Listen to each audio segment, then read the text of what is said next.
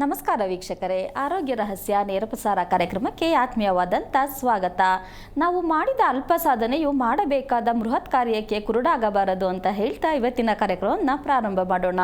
ಶುಭ ಸಮಯದಂದು ಶುಭವಾಗಿರ್ತಕ್ಕಂಥ ವಿಚಾರವನ್ನು ತಿಳಿಸ್ಕೊಡೋದಕ್ಕೆ ಎಂದಿನಂತೆ ನಮ್ಮ ಜೊತೆಗಿದ್ದಾರೆ ಶ್ರೀಮಾನ್ ಶ್ರೀ ಪುರುಷೋತ್ತಮ್ ದೇಶಿ ಗುರುಗಳು. ಬನ್ನಿ ವೀಕ್ಷಕರ ಕಾರ್ಯಕ್ರಮಕ್ಕೆ ಸ್ವಾಗತಿಸೋಣ.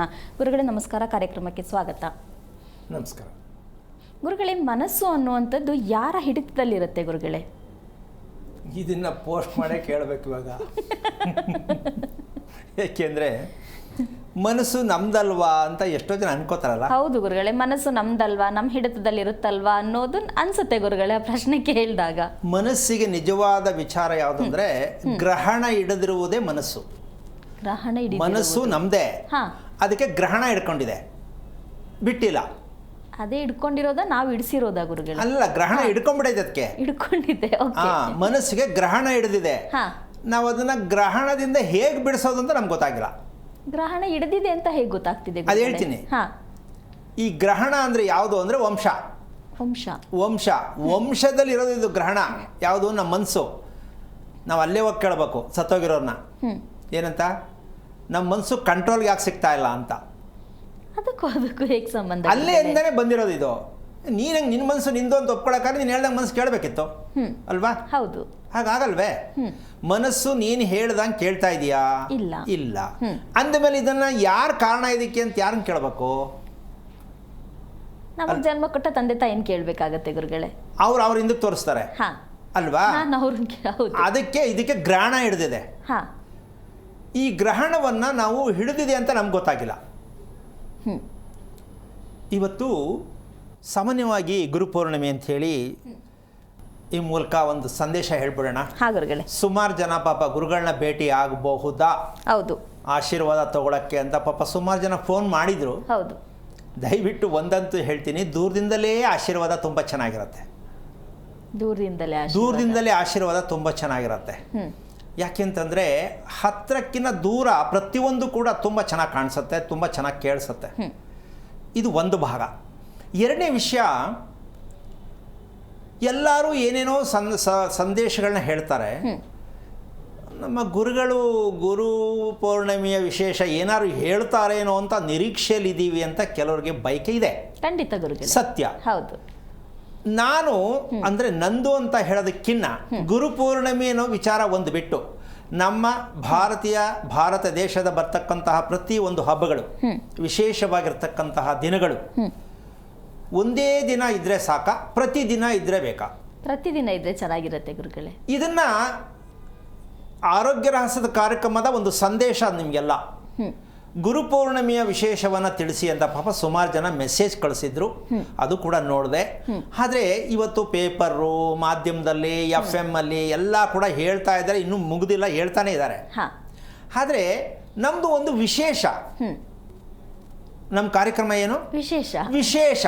ಕೇಳಕ್ಕಾಗದೇ ಇರತಕ್ಕಂಥ ರೀತಿಯಲ್ಲಿ ಕೇಳಬೇಕು, ಕೇಳ್ಬಿಟ್ಟು ಖುಷಿ ಪಡಬೇಕು. ಆದರೆ ಕಾಯಬೇಕು. ಇದು ಒಂದು ದೊಡ್ಡ ಸಮಸ್ಯೆ. ಕಾಯಬೇಕು.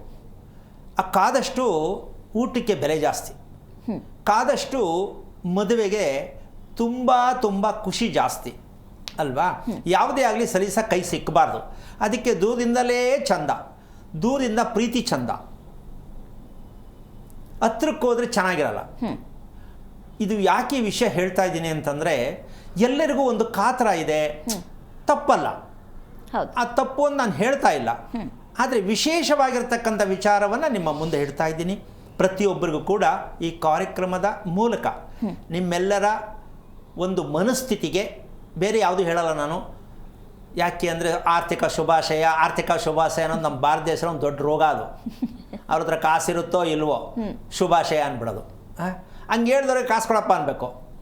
ಅದ್ಯಾಕೆ ಹೇಳ್ಬೇಕು ಆರ್ಥಿಕ ಶುಭಾಶಯ ಅಂತ? ಈ ಅಭ್ಯಾಸ ಹೋಗಲ್ಲ ನಮ್ಮಲ್ಲಿ.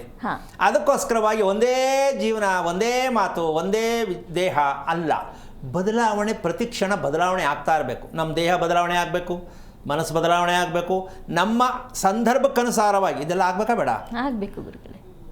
ಇದಕ್ಕೆ ಆರೋಗ್ಯ ರಹಸ್ಯದ ಕಾರ್ಯಕ್ರಮ ಸಂದೇಶವನ್ನು ಕೊಡ್ತಕ್ಕಂತಹ, ಈ ರಹಸ್ಯಕ್ಕೆ ಕಾರಣಕರ್ತನಾಗಿರ್ತಕ್ಕಂತಹ ಶ್ರೀಮನ್ನಾರಾಯಣನ ಪಾದ ಕಮಲಗಳಿಗೆ ಕೋಟಿ ನಮನಗಳ ಅರ್ಪಣೆಯನ್ನು ಮಾಡಿ ಒಂದು ವಿಚಾರವನ್ನು ಹೇಳೋಣ. ಏನು? ಮನಸ್ಸು ಯಾರ ಹಿಡಿತದಲ್ಲಿದೆ, ಯಾಕೆ ಅಪ್ಪ ಅಮ್ಮ ತಾತ ಅಜ್ಜಿಗೆ ಹೇಳಿದೆ ಅಂದರೆ ಅಲ್ಲಿಂದನೂ ಇದು ತಪ್ಪಾಗಿ ಬಂದಿರೋದು ಅನ್ನೋ ಉದ್ದೇಶ ಇವಾಗ ಅರ್ಥ ಮಾಡ್ಕೋಬೇಕು. ಅಲ್ಲಿಂದಾನು, ಇವತ್ತಿಂದ ಅಲ್ಲ. ಇದಕ್ಕೆ ಹೆಂಗೆ ಹೇಳ್ಬೋದು ಓದ್ಸಲಾಗಿ ಅಂದರೆ, ಪ್ರಾಚೀನತೆಯಿಂದ ಆಧುನಿಕತೆಯವರೆಗೂ ಅದು ಹಾಗೇ ಬಂದಿದೆ, ಹಾಗೇ ಉಳಿದಿದೆ. ಗ್ರಹಣ, ನಾವು ಗ್ರಹಣ ಬಂದರೆ ಸ್ನಾನ ಮಾಡ್ತೀವಿ, ಹೌದು ಅಲ್ವಾ? ಈ ಗ್ರಹಣಕ್ಕೆ ದಿನಾ ಸ್ನಾನ ಮಾಡ್ತೀವಿ, ಹೋಗೇ ಇಲ್ಲ, ಹೋಗೋದೂ ಇಲ್ಲ. ಯಾಕೆ ನಮ್ಗದು ಗೊತ್ತಾಗಿಲ್ಲ. ಹೌದು, ಗ್ರಹಣವನ್ನು ಹೇಗೆ ಬಿಡಿಸೋದು, ಅದಕ್ಕೊಂದು ಸಣ್ಣ ಉದಾಹರಣೆ ಕೊಡ್ತೀನಿ. ಅದಕ್ಕಿಂತ ಮುಂಚಿತವಾಗಿ ನಮ್ಮ ದೇಹ ಯಾವಾಗಲೂ ನಮ್ಮ ದೇಹ ಅಲ್ವೇನೋ ಅನ್ನೋ ಥರ ಇದ್ದಾಗ ಗ್ರಹಣ ಬಿಟ್ಟಿದೆ ಅಂತ ಅರ್ಥ. ನಮ್ಮ ದೇಹ ನಮ್ದು ಅಲ್ವೇನೋ, ನಾವೆಲ್ಲೋ ದೇಹದ ಮರೆಯಲಿದ್ದೀವಪ್ಪ ಅಷ್ಟು ಖುಷಿಯನ್ನು ಅನುಭವಿಸ್ತಾರಲ್ಲ, ಅವ್ರಿಗೆ ಗ್ರಹಣ ಬಿಟ್ಟಿದೆ ಅಂತ ಅರ್ಥ. ಅಂದರೆ ದೇಹ ಫ್ರೀ ಆಗಿರುವಂಥದ್ದು, ಹಗುರವಾಗಿರಬೇಕು. ಯಾವುದೇ ಕೂತ್ಕೊಳ್ಳುವಂತಹ ಸ್ಥಿತಿ, ಕೂತ್ಕೊಂಡಾಗ ಮಾತಾಡ್ತೀನಿ, ಕೂತ್ಕೊಳ್ಳುವಂತಹ ವ್ಯಕ್ತಿ ಹೆಣ್ಣಿರಲಿ ಗಂಡಿರಲಿ ಚಿಕ್ಕವರಿರಲಿ ದೊಡ್ಡವರಿರಲಿ, ಕೂತ್ಕೊಂಡಾಗ ಎಷ್ಟೊತ್ತು ಕೂತಿದ್ರು ನನಗೆ ಆ ಸಮಸ್ಯೆ ಈ ಸಮಸ್ಯೆ ಆಗ್ತಾ ಇಲ್ಲ ಅನ್ನೋ ವಿಚಾರ, ಅಂದರೆ ಮೈ ಭಾರ ಇಲ್ಲದೆ ಇರ್ತಕ್ಕಂಥವರು, ಅವರಿಗೆ ಗ್ರಹಣ ಬಿಟ್ಟಿದೆ. ಆಮೇಲೆ ಯಾವುದೋ ಅರ್ಧ ಗಂಟೆ ದೇವಸ್ಥಾನಕ್ಕೆ ಹೋದಾಗ ಸ್ವಾಮಿ ಈಚೆಗೆ ಬಂದಾಗ ಮಾಮೂಲಿ ಅಂದವ್ರಿಗೆಲ್ಲ ಇಲ್ಲ. ಬೆಳಿಗ್ಗೆ 3:30 ಗಂಟೆಗೆ ಎದ್ದು, ಯಾವಾಗ 3:30 ಬೆಳಗಿನ ಜಾವದಲ್ಲಿ 3:30 ಗಂಟೆಗೆ ಎದ್ದು, ಆ 3:30 ಗಂಟೆಯಿಂದ ಸೂರ್ಯೋದಯ ಆದ 3:30 ಗಂಟೆವರೆಗೆ ಲೆಕ್ಕ ಹಾಕ್ತೀವಲ್ಲ, ಇದು ನಮ್ಮ ದೇಹಕ್ಕೆ ಬೇಕಾಗಿರತಕ್ಕಂಥ ಒರಿಜಿನಲ್ ಟ್ರೀಟ್ಮೆಂಟ್. ಈ 3:30 ಹಿಡ್ಕೊಂಡ್ಬಿಟ್ರೆ ತಿಳ್ಕೊಂಡ್ಬಿಟ್ರೆ ನಮ್ಮಂತ ಅದೃಷ್ಟವಂತರು ಗ್ರಹಣ ಬಿಟ್ಟಂಗೆ ಅರ್ಥ. ಇದೇನು 3:30 ಅಂದರೆ ನಾವು ಹಾಸಿಗೆಯಿಂದ ಎದ್ದಿರಬೇಕು 3:30 ಗಂಟೆಗೆ. ಆಗತ್ತಾ? ಆಗಿಲ್ಲ, ಎಲ್ಲೂ ಆಗಿಲ್ಲ, ಆಗೂ ಇಲ್ಲ, ಮನಸ್ಸೇ ಇಲ್ಲ. ಆಯ್ತಾ? ಆಗಿಲ್ಲ ಅಂದಮೇಲೆ ಫಲಿತಾಂಶ ಕೇಳಬಾರ್ದು, ಹೌದಾ? ಕೂತ್ಕೊಂಡ್ರು ಆಗಲ್ಲ, ನೆಟ್ಟು ಕೂತ್ಕೊಳಕ ಅರ್ಧ ಗಂಟೆ ಕೂರಕ್ಕಾಗಲ್ಲ ರೀ ಜನ. ಮಗುವಿಂದ ಹೇಳ್ತೀನಿ, ಅರ್ಧ ಗಂಟೆ ನ್ಯಾಯ ಕೂರಕ್ಕಾಗಲ್ಲ. ಇನ್ನು ಹೆಂಗೆ ನಿನ್ನ ಮನಸ್ಸು ಚೆನ್ನಾಗಿರುತ್ತೆ? ಮನಸ್ಸು ಎಲ್ಲಿದೆ ಅಂದರೆ, ನೀನು ಕೂತ್ಕೊಳ್ತಕ್ಕಂತಹ ಭಂಗಿಯಲ್ಲಿ, ಸ್ಥಿರವಾದ ಭಂಗಿಯಲ್ಲಿ ನಿಮ್ಮ ಮನಸ್ಸಿದೆ. ಸ್ಥಿರವಾದ ಭಂಗಿಯಲ್ಲಿ ನಮ್ಮ ಅಪ್ಪನೂ ಚೆನ್ನಾಗಿ ಕುತ್ಕೋತಿಲ್ಲ, ನಮ್ಮ ಅವನು ಚೆನ್ನಾಗಿ ಕುತ್ಕೋತಿಲ್ಲ, ಅವ್ರ ಅಪ್ಪನೂ ಚೆನ್ನಾಗಿ ಕುತ್ಕೋತಿಲ್ಲ, ಎಲ್ಲ ಬೆಂಡಾಗಿ ಕುತ್ಕೋತಿದ್ರು ಅಂತ ಕತೆ ಹೇಳ್ತಾರೆ. ಹಂಗೆ ಇದು ಸ್ವಾಮಿ ಹಂಗೆ ಹುಟ್ಬಿಟ್ಟದೆ ಅಂತಾರೆ. ಹಂಗೆ ಹುಟ್ಟುಬಿಟ್ಟಿಲ್ಲ, ನಾವು ಮಾಡ್ಕೊಂಡಿರೋದು ಅಲ್ವಾ? ಅವರಪ್ಪನ ತೋರಿಸ್ತಾರೆ, ಅವರಮ್ಮನ ತೋರಿಸ್ತಾರೆ. ಇದು ಗ್ರಹಣ ಅಂತ ಹೇಳ್ಬೇಕಾ, ಏನು ಹೇಳ್ಬೇಕು? ಹೇಳ್ಬೋದು ಗುರುಗಳೇ, ಮಾತಾಡೋಣ ಗುರುಗಳೇ. ಒಬ್ರು ಕಾಲರ್ ರೆಡಿ ಇದ್ದಾರೆ. ಹಲೋ, ಕರೆ ಕಟ್ ಆಗಿದೆ ಗುರುಗಳೇ. ಈ ಗ್ರಹಣಕ್ಕೆ ನಾವು ಏನಾದರೂ ಒಂದು ಔಷಧ ಮಾಡ್ಕೋಬೇಕಲ್ಲ. ಈಗ ಅವ್ರನ್ನ ಕೇಳಿದ್ರೆ ಅವ್ರು ಸಿಕ್ಕಲ್ಲ, ಹಂಗಂತ ನಾವು ಗ್ರಹಣ ಹಿಡ್ಕೊಳ್ಳೋದು ಬೇಡ. ಹಗರವಾಗಿರಬೇಕು, ಫ್ರೀ ಆಗಿರಬೇಕು, ನಾವು ಖುಷಿಯಾಗಿರಬೇಕು. ಹೌದು. ಅದಕ್ಕೆ ನಾವು ಆಹಾರ ಔಷಧವಾಗುವ ರೀತಿಯಲ್ಲಿ ಪ್ರತಿದಿನ ನಾವು ಪ್ರಯತ್ನ ಪಡಬೇಕು. ಏನು? ಆಹಾರ ಔಷಧವಾಗುವ ರೀತಿಯಲ್ಲಿ ಪ್ರಯತ್ನ. ನಾವು ತೆಗೆದುಕೊಳ್ಳುವ ಸೇವಿಸುವ ಆಹಾರ ಪ್ರತಿದಿನವೂ ಔಷಧ ರೀತಿಯಲ್ಲಿರಬೇಕು. ಆಗಿದೆಯಾ? ಅದಕ್ಕೆ 2 ಉದಾಹರಣೆ ಹೇಳ್ತೀನಿ. ಗುರುಗಳೇ, ನಾವು ಮಾಡೋದು ಇಲ್ಲ, ನಮ್ಗೆ ಗೊತ್ತೂ ಇಲ್ಲ. ಪ್ರತಿದಿನದ ನಾವು ಸೇವಿಸುವ ಆಹಾರ ಔಷಧವಾಗಿ ಪರಿವರ್ತನೆ ಆಗೇ ಇರಬೇಕು. ಅದು ನೋಡಪ್ಪ ಗ್ರಹಣ ಬಿಡಕ್ಕೆ ಅನುಕೂಲ ಆಗತ್ತೆ. ನಂಬರ್ 1 ಯಾವುದು? ಮೊದಲನೇದು ಸಿಪ್ಪೆ ಇಲ್ಲದ ಕಾಳು ನಾವು ಬಳಸೋದ್ರಿಂದ ಔಷಧ ಇರಲ್ಲ. ಪ್ರತಿದಿನದ ಊಟದಲ್ಲಿ ಸಿಪ್ಪೆ ಸಹಿತ ಇರುವಂತ ಕಾಳನ್ನ ಬಳಸಲೇಬೇಕು. ಒಂದು ದಿನದಲ್ಲಿ ಬೆಳಗ್ಗೆನೋ ಮಧ್ಯಾಹ್ನನೋ ಯಾವಾಗಲೂ. ರಾತ್ರಿ ಅಂತೂ ಇಲ್ವೇ ಇಲ್ಲ. ಆಮೇಲೆ ರಾತ್ರಿ ತಿಂದ್ರೆ ನನಗೆ ಗೊತ್ತಿಲ್ಲ, ರಾತ್ರಿಗೆ ಇದೆಲ್ಲ ಬರಲ್ಲ. ಏನಿದ್ರು ದವರೂಪದಲ್ಲಿರ್ತಕ್ಕಂಥದ್ದನ್ನೇ ಬಳಸ್ಕೋಬೇಕು. ಅಂದರೆ ಕಮ್ಮಿ ತಿಂತೀನಿ ಅಂದರೆ ಪರವಾಗಿಲ್ಲ, ಚೆನ್ನಾಗದೆ ಅಂತ ಚೆನ್ನಾಗಿ ಬಟ್ಲು ತುಂಬ ತಿನ್ಬಿಟ್ರೆ ಕಷ್ಟ, ರಾತ್ರಿ ನಿದ್ದೆ ಬರಲ್ಲ. ಅದಕ್ಕೋಸ್ಕರವಾಗಿ ಕಾಳು ಸಹಿತವಾದ ಒಂದು ಯಾವುದೋ ರೀತಿ ಪಲ್ಯನೋ ಸಾಗೋನೋ ಇನ್ನೊಂದೋ ಏನೋ ಒಂದು ರೀತಿಯಲ್ಲಿ ನಮ್ಮ ದೇಹಕ್ಕೆ ಹೋಗಬೇಕು. ಇದು ಔಷಧವಾಗುತ್ತೆ. ಈ ಎರಡನೇದು ಹೇಳಿದಾಗ ಸ್ವಲ್ಪ ಕಷ್ಟನೇ. ಈಗ ಮನೇಲಿ ಖಾರದ ಪುಡಿ, ಮಸಾಲೆ ಪುಡಿ ಅಂತ ಹೇಳ್ತಾರ, ಯಾವ್ದು ಹೇಳೋದು ಅದನ್ನ? ಖಾರದ ಪುಡಿ ಯಾವಾಗ ಮಾಡ್ತಾರೆ? ಎಷ್ಟು ದಿನದಲ್ಲಿ ಮಾಡಿರ್ತಾರೆ? ಎಷ್ಟು ದಿನದವರೆಗೂ ಇರುತ್ತದು? ಅಂದಾಜಾಗಿ ಹೇಳಿದ್ರೆ 1 ವರ್ಷದವರೆಗೂ ಇರುತ್ತೆ ಗುರುಗಳೇ. ಈಗ ವಿಚಾರ ಇಷ್ಟು, ಆ ಖಾರದ ಪುಡಿ ಹಣೆ ಬರ ಏನಾಗಿರುತ್ತೆ ಅನ್ನೋದಕ್ಕಿನ್ನ ನಮ್ಮ ಹಣೆ ಬರ ಏನಾಗುತ್ತೆ ಖಾರದ ಪುಡಿ ತಗೊಳ್ಳೋದ್ರಿಂದ, ಸೇವನೆ ಮಾಡೋದ್ರಿಂದ. ಅದ್ರ ಬಗ್ಗೆ ಮಾತಾಡೋಣ ಗುರುಗಳೇ, ಏನಾಗಿರುತ್ತೆ ಅನ್ನೋದ್ರ ಬಗ್ಗೆ. ಕಾಲರ್ ಇದ್ದಾರೆ. ಹಲೋ ಹಲೋ ನರಸಿಂಹಮೂರ್ತಿ, ಯಾರ ಬಗ್ಗೆ ತಿಳ್ಕೊಬೇಕಿತ್ತು? ಮಗನ ಬಗ್ಗೆ ಮೇಡಮ್ ಉತ್ತರಾಷಾಢ. ಉತ್ತರಾಷಾಢ ನಕ್ಷತ್ರ ಗುರುಗಳಿದ್ದಾರೆ, ಮಾತಾಡಿ ಸರ್. ಹಲೋ ನಮಸ್ಕಾರ ಗುರುಗಳೇ. ನಾರಾಯಣ, ಹೇಳಿ. ಯಾರು ಮಗ? ವಯಸ್ಸೆಷ್ಟು? ಏನು ಮಾಡ್ತಿದ್ದಾನೆ? 35 ವರ್ಷ, ಮೆಕ್ಯಾನಿಕ್. ಆಮೇಲೆ ಏನಾಗಬೇಕು ಅವನ ಬಗ್ಗೆ? ಅದೇ ಫ್ಯಾಮಿಲಿ ಪ್ರಾಬ್ಲಮ್ ಆಗೈತೆ ಗುರುಗಳೇ. ಏನು ಫ್ಯಾಮಿಲಿ ಪ್ರಾಬ್ಲಮ್ ಅಂದರೆ ಏನು ಬಿಡಿಸೇಳಿ? ಫ್ಯಾಮಿಲಿ ಗಂಡ ಹೆಂಡತಿ ಹೊಂದಾಣಿಕೆ ಇಲ್ಲ, ಹೆಂಡತಿ ಕೋರ್ಟ್ಗೆ ಹಾಕೊಂಡಿದ್ದಾಳೆ. ಹಾಕ್ಲೇಬೇಕಲ್ವಾ? ನ್ಯಾಯ ಅದು, ನ್ಯಾಯ. ಹೌದು ಹೌದು ಸರ್. ಹಂಗಾಗಿ ಯಾಕೆ? ಆರೋಗ್ಯನು ಅಲ್ಲಮ್ಮ. ಹಾ. ಕುತ್ತಿಗೆ ಬಗ್ಗಿಸ್ಕೊಂಡು ಮಾಂಗಲ್ಯ ಕಟ್ಟಿಸ್ಕೊಂಡಿದ್ದಾಳೆ ತಾನೆ, ಹೌದು, ಮತ್ತೆ ಹಾಕ್ಲೇಬೇಕು. ಹಂಗಂತ ಎಲ್ಲರೂ ಹಾಗೆ ಕಟ್ಟಿಸ್ಕೊಳ್ಳೋದಲ್ವಾ ಗುರುಗಳೇ? ಇಲ್ಲ ಇಲ್ಲ, ಎಲ್ಲರೂ ಕುತ್ತಿಗೆ ಆಗಕ್ಕಾಗತ್ತಾ? ಬಗ್ಗಿಸಿ ಮಾಂಗಲ್ಯ ಕಟ್ಟಿಸ್ಕೊಳ್ಳೋದು ಬೇರೆ, ಕುತ್ತಿಗೆ ಸ್ಟ್ರೈಟ್ ಆಗಿ ಇದ್ಕೊಂಡು ಮಾಂಗಲ್ಯ ಕಟ್ಟಿಸ್ಕೊಳ್ಳೋದು ಬೇರೆ. ಇದ್ಯಾವ್ದು ಗುರುಗಳೇ ವೆರೈಟಿ ಮಾಂಗಲ್ಯ ಕಟ್ಟಿಸ್ಕೊಳ್ಳೋದು? ಯಾಕೆ ಮಾತು ಹೇಳಿದೆ ಅಂದ್ರೆ, ಹಾ. ಮಗ ಉತ್ತರಾಷಾಢ ನಕ್ಷತ್ರ. ಹೌದು. ಉತ್ತರಾಷಾಢ. ಕೇಳಿಸ್ತು. ನಿಮ್ಮ ಮಗ ಒಂದು ವಿಷಯ ತಿಳ್ಕೊಬೇಕಿತ್ತು ಮದುವೆ ಮಾಡಕ್ ಮುಂಚೆ. ಏನು? ಈ ಖಾರದ ಪುಡಿ ವಿಷಯ ಇದೆಯಲ್ಲಮ್ಮ, ಹಾ ಗುರುಗಳೇ. ಕೇಳಿಸ್ಕೊತಾ ಇದೆಯಣ್ಣ? ಗುರುಗಳೇ. ನಿಮ್ಮ ಮನೇಲಿ ಖಾರದ ಪುಡಿ ಮಾಡಿಸಿದ್ರೆ ಸಾಂಬಾರ್ಗೆ ಎಷ್ಟು ದಿನಕ್ಕೆ ಒಂದ್ಸಲ ಮಾಡಿಸ್ತೀರಣ್ಣ? 6 ತಿಂಗಳ, 3 ತಿಂಗಳ, ತಿಂಗಳ? 6 ತಿಂಗಳು, ವರ್ಷ. 6 ತಿಂಗಳು, ವರ್ಷ ಸರ್. ವರ್ಷ. ಓಕೆ, ಹಂಗೆ ಲೈನಲ್ಲಿ ಕೇಳಿಸ್ಕೊ. ಆ ದಿನ ಮಾಡಿದ ತಾಜಾ ಪುಡಿಯಿಂದ ಸಾಂಬಾರನ್ನು ಮಾಡಿದರೆ ನಿಮ್ಮ ದೇಹಕ್ಕೆ ಔಷಧ ಫಿಕ್ಸ್. ಅಡುಗೆ ಮಾಡುವ ದಿನ ಆಯಾ ದಿನಕ್ಕನುಸಾರವಾಗಿ ಸಾಂಬಾರು ಪುಡಿ ಮಾಡ್ಕೊಂಡು ಅಡುಗೆ ಮಾಡಿದ್ರೆ ನಿಮಗೆ ಔಷಧ ಫಿಕ್ಸು. ಇಲ್ಲ ಅಂದರೆ ಎಲ್ಲ ಕೊಳತಿರೋದೇ ದೇಹಕ್ಕೆ ಸೇರ್ತಾ ಹೋಗುತ್ತೆ. ಕಷ್ಟ ಗುರುಗಳೇ, ಇದು ಕಷ್ಟ. ಹೌದು. ಅಲ್ಲ, ಅಂಗಡಿಲಿ ತಂದು ಹಾಕ್ತೀವಿ, ಅದಕ್ಕಿನ್ನ ಏನು ಕಷ್ಟ ಅಲ್ವಲ್ಲ. ಅಂಗಡಿಲಿ ಮಾಡಿ ಅವಾಗ ಕೊಟ್ಟಾರ ಅಂದರೆ, ಅಂಗಡಿಲಿ ತರೋರಿಗೆ ಮದುವೆಗೆ ಒಂದ್ಸಲ ಮಾಡಿಸ್ಬಿಟ್ಟು ಮಾರನೇ ಮೇ ಬುಕ್ ಮಾಡಿಸ್ತವ್ರಿಗೆ ನಾವೇನು ಹೇಳೋಕ್ಕಾಗಲ್ಲ. ಹೌದು ಗುರುಗಳೇ. ಅಣ್ಣ ಇದು ದಿನ ಮಾಡಿಸ್ತಾರೆ. ಹಾಂ ಹಬ್ಬಗಳಿಗೆ ಮಾಡಿಸ್ತಾರಲ್ಲ. ಅದಕ್ಕೇನೆ ನಮ್ಮ ಜನಕ್ಕೆ ಅದೇ ಅಭ್ಯಾಸ ಇರೋದು. ನಮ್ಮ ಅವನು ನಮ್ಮ ಅಪ್ಪನು ಹಂಗೆ ಮಾಡ್ತಿರು. ನನ್ನ ಮದುವೆಗೆ ಮಾಡಿಸಿದ್ನ ನನ್ನ ತಂಗಿ ಮದುವೆ ಗಂಟು ಇಟ್ಕೊಂಡಿದ್ರು ಅಂತ ಹೇಳ್ತಾರೆ. ಹೌದು ಗುರುಗಳೇ. ಈಗ ಈ ಖಾರದ ಪುಡಿ ಏನಕ್ಕೆ ತಾಜಾ ಬೇಕು ಅಂತ ನೀನು ಕೇಳ್ತೀಯ ಅನ್ಕೊಂಡಿದ್ದೆ ನಾನು. ಅಲ್ಲ, ಅನ್ನಿಸ್ತು ಗುರುಗಳೇ, ಅವ್ರು ಕೇಳ್ತಿರೋದು ದಾಂಪತ್ಯದಲ್ಲಿ ಸಮಸ್ಯೆ ಆಗಿದೆ ಅಂತ, ನೀವು ಹೇಳ್ತಿರೋದು ಖಾರದ ಪುಡಿ ವಿಚಾರ. ಎಲ್ಲಿಂದ ಎಲ್ಲಿಗೆ ಇದು ಸಂಬಂಧ ಅಂತ ಆಗ್ಲೇ ಇದು ಅನ್ಸ್ತು ಇದು ಗುರುಗಳೇ. ಆರೋಗ್ಯ ರಹಸ್ಯದ ಟಿಪ್ಸು. ಹಾ. ಮದುವೆಗೂ ಗಂಡ ಹೆಂಡತಿ ದೂರ ಆಗೋಕ್ಕೂ ಖಾರದ ಪುಡಿಗೂ ಏನು ಸಂಬಂಧ? ಈಗ ನಿಮ್ಮ ಮಗ ನಿದ್ದೆ ಮಾಡ್ತಕ್ಕಂಥ ಕ್ರಮ ಚೆನ್ನಾಗಿದೆಯಾ ಅಣ್ಣ? ಇಲ್ಲ ಗುರುಗಳೇ, ಚಿಂತೆ ಮಾಡ್ತಾನೆ. ಸಾಕಲ್ವಾ? ಒಂದು ನಿಮಿಷ. ಈಗ ಈ ಚಿಂತೆ ಮಾಡೋವನಿಗೆ ನಿದ್ದೆ ಬರೆದವನಿಗೆ ಮದುವೆ ಯಾಕೆ? ಅಲ್ಲ ಗುರುಗಳೇ, ಸಂಸಾರ ಕೆಟ್ಟಾದ್ಮೇಲೆ ಏನೋ ಒಂದು ನಿಮಿಷ ಕೇಳಿಸ್ಕಣ್ಣ. ಸಂಸಾರ ಯಾತಕ್ಕೆ ಕೆಡ್ತು ಅಂತ ತಿಳ್ಕೊ ಫಸ್ಟು. ಅವಳು ಓಡೋಗ್ಬಿಟ್ರು ಅಲ್ಲ. ಒಂದು ನಿಮಿಷ. ನಮ್ಮ ಜನ ಕೇಳೋದೆಲ್ಲ ಬರೀ ಇನ್ನೊಬ್ಬರ ಮೇಲೆ ಹಾಕದೆ. ಅವಳೇ ಓಡೋಗ್ಬಿಟ್ಲು, ಅವಳು ಓಡೋಗಲ್ಲ. ಓಡೋಗ್ತಾಳೆ ನಮ್ಮ. ಓಡೋಗಳಿದ್ರೆ ಮದುವೆ ಯಾಕೆ ಮಾಡ್ಕೊತಿದ್ಲು? ಇದ್ದು ಸಂಸಾರ ಮಾಡ್ಬೇಕಂತ ಇರ್ತಾರೆ. ಇವ್ರು ನಡ್ಕೊಳ್ಳೋ ರೀತಿ ಇದೆಯಲ್ಲ, ಅಯ್ಯೋ ಈ ಸವಾಸ ಸಾಕು. ಯಾಕೆ ಅಂದರೆ ನಿದ್ದೆ ಕಡಿಮೆ ಮಾಡೋ ಗಂಡಸರಿಗೆ ಎಲ್ಲ 50-50 ಆಫ್ ಆಗಿಬಿಡ್ತದೆ. ಏನು? ಗಂಡಸರಿಗೆ ನಿದ್ದೆ ಕಮ್ಮಿ ಆದರೆ, ಹೆಂಗಸರ ನಿದ್ದೆ ಕಮ್ಮಿ ಆದರೆ ಫಲ ಸಮರ್ಥನೆ ಮಾಡ್ಬೋದು. ಗಂಡಸರ ನಿದ್ದೆ ಕಮ್ಮಿ ಆದರೆ 50-50 ಎಲ್ಲ ಔಟ್.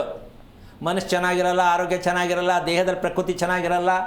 ಅವ್ರು ಏನು ಮಾಡೋಕ್ಕೂ ಕರೆಕ್ಟಾಗಿ ಫಿಟ್ ಇರಲ್ಲ, ಅನ್ಫಿಟ್ ಆಗ್ಬಿಟ್ಟಿರ್ತಾರೆ ಅಂತ ಅವ್ರಿಗೆ ಗೊತ್ತಿಲ್ಲ. ಅಣ್ಣ ನಿನ್ಗೇನಾದ್ರು ಗೊತ್ತಾಯ್ತು ಸ್ವಲ್ಪ? ಗೊತ್ತಾಯ್ತು ಗುರುಗಳೇ. ಅಷ್ಟು ತಿಳ್ಕೊಂಡ್ರೆ ಸಾಕು. ಈ ಅನ್ಫಿಟ್ ಅಂದರೆ ಯಾವ್ರಿಂದ ಎಲ್ಲಿವರೆಗೂ ಬೇಕಾದ್ರೆ ತಗೊಂಡೋಗಿ ನೀವು. ಈಗ ಇದ್ರ ಲಗ್ನ ಪತ್ರಿಕೆ ಇರುತ್ತಾ? ಸಾಧ್ಯನೇ ಇಲ್ಲ ಗುರುಗಳೇ. ಅಥವಾ ಮದುವೆ ಮಾಡಿಸೋ ಪುರೋಹಿತನಿಗೆ ಗೊತ್ತಿರುತ್ತಾ ಇದು ಎಷ್ಟು ಸರ್ವಿಸ್ ಆಗುತ್ತೆ, ಎಷ್ಟು ಬಾಳಿಕೆ ಬರುತ್ತೆ ಅಂತ ಗೊತ್ತಾ? ಇಲ್ಲ ಗುರುಗಳೇ. ನಾವು ಕೇಳ್ತೀವಿ ಮೊಬೈಲ್ ತಗೊಂಡ್ರೆ ಅಲ್ವಾ? ಮದುವೆ ಮಾಡಿದ್ರೆ ಇವರಿಬ್ಬರು ಎಷ್ಟು ವರ್ಷಗಳ ಕಾಲ ಆರೋಗ್ಯಗಿರ್ತಾರೆ ಅಂತ ಯಾವನಾದರೂ ಹೇಳಕ್ಕೆ ಹುಟ್ಟಿದಾನ ನಮ್ಮ ದೇಶದಲ್ಲಿ ಅಂತ. ಎಷ್ಟು ವರ್ಷ ದಾಂಪತ್ಯ ಚೆನ್ನಾಗಿರುತ್ತೆ ಯಾರು ಹೇಳೋಕ್ಕಾಗತ್ತೆ? ಸಮಯ ಬನ್ನಿ ನಾವು ಹೇಳ್ಕೊಡ್ತೀವಿ. ಇಷ್ಟೇ ವರ್ಷ ಚೆನ್ನಾಗಿರ್ತಾರೆ ಅಂತ ದಾಂಪತ್ಯ ವರ್ಷ ಬೇಡಮ್ಮ, ಎಷ್ಟು ದಿನ ಇವ್ರ ಕ್ವಾಲಿಟಿ ಇದೆ ಅಂತ ಹೇಳ್ಬೋದು. ವರ್ಷಕ್ಕೆ ಎಲ್ಲಿಗೆ ಹೋಗ್ತೀಯ ನೀನು? ದಾಂಪತ್ಯ ಪ್ರೀತಿಯಿಂದ ಇರಬೇಕು ಮದುವೆ ಮಾಡೋದು. ಪ್ರೀತಿ ಎಷ್ಟು ದಿನಕ್ಕೆ ಕಮ್ಮಿ ಆಗುತ್ತೆ ಅಂತ ನಾನು ತೋರಿಸ್ಕೊಡ್ತೀನಿ. ಒಂದೇ ದಿನಕ್ಕೆ ಆಗತ್ತಾ? ಮದುವೆ ಆದ ಸಾಯಂಕಾಲಕ್ಕೆ ಆಗತ್ತಾ? ಎಲ್ಲ ಆಗಲ್ಲ ಅಂತ್ಯಾ? ಆಗತ್ತೆ ಗುರುಗಳೇ. ಇವತ್ತಿನ ಜನರೇಷನ್ ಇದೆಲ್ಲ ನಮ್ಮಲ್ಲಿ ಆಗ್ತಾ ಇರೋ ತಪ್ಪು ವಿಚಾರ ಏನಂದ್ರೆ, ನಮ್ಮ ಆಹಾರನೇ ಮೂಲ ಕಾರಣ ಅಂತಕ್ಕಂಥ ಸತ್ಯವನ್ನ ನಮ್ಮ ಕಾರ್ಯಕ್ರಮದಲ್ಲಿ ಬಿಟ್ಟು ಯಾವ ಕಾರ್ಯಕ್ರಮದಲ್ಲೂ ಹೇಳ್ತಿಲ್ಲ. ಏನು ಮಾಡೋಣ ಅಣ್ಣ? ನಾನು ಹೇಳೋದು ಅರ್ಥ ಆಯ್ತಾ? ಈಗ ನೀನು ಒಂದು ಕೆಲಸ ಮಾಡು. ಹಲೋ, ಈಗ ಅವಳನ್ನ ಬೇಡ ಅಂತನ, ನನ್ನ ಮಗನ ಇನ್ನೊಂದು ಮದುವೆ ಮಾಡೋಣ ಅಂತನ, ಅಥವಾ ಅವಳೇ ಬರಲಿ ಅಂತನ? ಏನು ನಿನ್ನ ಆಪ್ಷನ್ ಏನು? ನಿನಗೇನು ಬೇಕಪ್ಪ? ನಾವು ಬಂದ್ರೆ ಒಳ್ಳೇದು. ಬಂದ್ರೆ ಒಳ್ಳೇದು. ನಿಮ್ಮ ಮನೆಯದು ಬಾಗಿಲು ಯಾವ ದಿಕ್ಕಿಗಿದೆ? ಉತ್ತರ ಬಾಗಿಲು. ರಸ್ತೆ ರಸ್ತೆ ಪಶ್ಚಿಮ ಬಾಗಿಲಿಗೆ ಪಶ್ಚಿಮ ಇದೆ. ಓಹೋ ತುಂಬ ಚೆನ್ನಾಗಿದೆ ಬಿಡೋಣ. ಪಶ್ಚಿಮ ದಕ್ಷಿಣ ಕೂಡ ಇದೆ.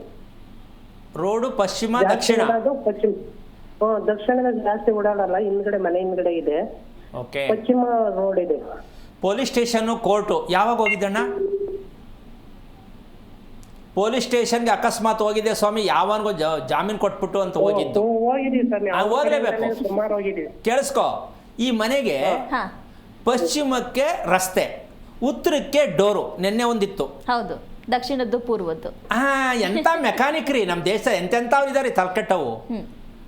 ಇದಕ್ಕೆ ಯಾಕೆ ಹೇಳ್ತೀನಿ ತಲೆಕೆಟ್ಟವು ಅಂದರೆ, ಇವ್ರ ಮನೆಗೆ ಏನೇನು ಬೇಕು ಅಂದರೆ, ಇವ್ರ ಮನೆಯಲ್ಲಿ ಯಾವ ಹುಡುಗಿ ಬಂದರು, ಲವ್ ಮಾಡ್ಕೊಂಡು ಬಂದರು, ದಿನಕ್ಕೊಂದೊಂದು ಮದುವೆ ಆಗೋ ಥರ ನಡೀತಾ ಇರ್ತದೆ. ಬೆಳಗ್ಗೆ ಮದುವೆ, ಸಾಯಂಕಾಲ ಹೋಗೋದು. ಕಾರಣ ಕೋರ್ಟ್ಗೆ ಹೋಗ್ಬೇಕು, ಸ್ಟೇಷನ್ಗೆ ಹೋಗ್ಬೇಕು, ಜಗಳ ಮಾಡಬೇಕು, ನ್ಯಾಯಕ್ಕೆ ಸೇರಿಸ್ಬೇಕು. ಏಕೆಂದ್ರೆ ಮನೆ ಕಟ್ಟೋದೇ ಅದಕ್ಕೆ. ಅಂತ ಅಣ್ಣ ಅರ್ಥ ಆಯ್ತಾ ನಿಂಗೆ? ಆಯ್ತು. ಮೊದಲು ನಿನ್ನ ಮನೆ ನೋಡ್ಕೋ ಫಸ್ಟು. ಮದುವೆ ಆದಂಥ ಶುಭ ಕಾರ್ಯ ಆದಂಥ ಯಾರೇ ಆಗಲಿ, ಈಗ ನೀನು ನಿನ್ನ ಹೆಂಡ್ತಿನೇ ತಗೋ, ಅಥವಾ ನಿಮ್ಮ ಮಗನಿಗೆ ಬಂದಂಥ ಹೆಂಡತಿ ವಿಷಯನೇ ತಗೋ, ಅಥವಾ ನಿಮ್ಮಲ್ಲಿ ಹುಟ್ಟಿರ್ತಕ್ಕಂಥ ಮಕ್ಕಳ ವಿಷಯನೇ ತಗೋ. ನೆಮ್ಮದಿಯಾಗಿ ಖುಷಿಯಾಗಿರೋಕ್ಕಾಗಿದೆ ನಮ್ಮ ಮನೆಯಲ್ಲಿ ಅಂತಾನ, ಏನಾರು ಒಂದು ರಾಮಾಯಣ ಇದ್ದದ್ದೇ ಅಂತೀಯ. ಯಾವ್ದು ತಗೋತೀಯ? ಹೌದು ಗುರುಗಳೇ, ಮನೆ ಆರೋಗ್ಯ ಮನೆಯವ್ರಿಗೂ ಸರಿ ಇಲ್ಲ, ನಮಗೂ ಸರಿ ಇಲ್ಲ. ಮತ್ತು ಏನಕ್ಕೆ ಕಣ್ಣ ಬೇಕು? ಈ ಮನೆ ನೋಡೋಣ ಒಂಚೂರು ಕಣ್ ತೆಗೆದು, ಈ ಮನೆ ಆರೋಗ್ಯವಾಗಿರುವ ಮನೆ ಆಗಿದೆಯಾ ಅಂತ ಸ್ವಲ್ಪ ಕಣ್ ತೆರೆದು ನೋಡು. ದಯವಿಟ್ಟು ಆ ಹುಡುಗಿ ಬರಬೇಕು ಅನ್ನೋದೇ ಆದರೆ, ಸಂಸಾರ ಸರಿ ಹೋಗಬೇಕು ಅನ್ನೋದಾದರೆ ದಯವಿಟ್ಟು ಬೇರೆ ಮದುವೆ ಮಾಡೋಕ್ಕೆ ಹೋಗ್ಬೇಡ. ಹೌದು ಗುರುಗಳೇ. ಯಾವ ಹೆಣ್ಣು ಬಂದರೂ ಇದೇ ರಾಮಾಯಣನೇ ಆಗೋದು. ಅದಕ್ಕೆ ಇರೋ ಹೆಣ್ಣನ್ನು ಸರಿ ಮಾಡ್ಕೊಳ್ಳೋಕ್ಕೆ ವ್ಯವಸ್ಥೆ ಬೇಕು ಅಂದರೆ ಹೇಳ್ಕೊಡೋಣ. ನಿನ್ನ ಮನೆ ಪ್ಲ್ಯಾನು, ರಸ್ತೆ ಎಲ್ಲ ತಗೊಂಡು ಬಂದರೆ, ನಿನ್ನ ಮಗನ ಕುಂಡಲಿಯನ್ನು ತಗೊಂಡು ಬಂದರೆ, ಈಗ ಎಲ್ಲಿ ತಪ್ಪಾಗಿದೆ ಅಂತ ರಿಪೇರಿ ಮಾಡ್ಕೊ. ನೀನು ಚೆನ್ನಾಗಾಗು, ನಿಮ್ಮ ಕುಟುಂಬನೂ ಚೆನ್ನಾಗಿರಲಿ, ನಿನ್ನ ಮಗನೂ ಚೆನ್ನಾಗಾಗಲಿ. ಇದಕ್ಕೆ ಬೇರೆ ಯೋಚನೆ ಏನೂ ಮಾಡೋಕ್ಕೆ ಹೋಗ್ಬೇಡ. ನಿನ್ನ ಸೊಸೆ ಮೇಲೆ ಯಾವಾಗಲೂ ಒಂದು ಫೋನ್ ಹಾಕು. ನೀನೇ ಬೇಜಾರು ಮಾಡ್ಕೊಬೇಡ ಕಣವ, ನಾನು ನಿನ್ನ ಕಡೆ ಇದ್ದೀನಿ ಅಂತ ಒಂಥರ ಖುಷಿ ಪಡಲಿ ಹುಡುಗಿ. ಅದಕ್ಕೆ ನಾನು ರಿಪೇರಿ ಹೇಳ್ಕೊಡ್ತೀನಿ, ತಿಳ್ಕೊ. ಓಕೆನಾ? ಒಳ್ಳೆಯದಾಗಲಿ. ಕರೆ ಮಾಡಿದ್ದಕ್ಕಾಗಿ ಧನ್ಯವಾದಗಳು ಸರ್.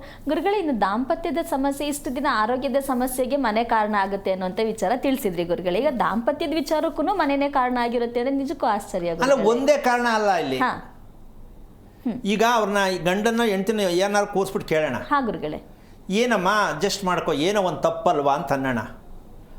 ಒಂದಾಗಿದ್ರೆ ಸ್ವಾಮಿ ಇವತ್ತೇ ಇರ್ತೀನಿ ನಾನು, ಒಂದಾ ಎರಡ ಎಷ್ಟು ಹೇಳಲಿ ಅಂತಾರೆ.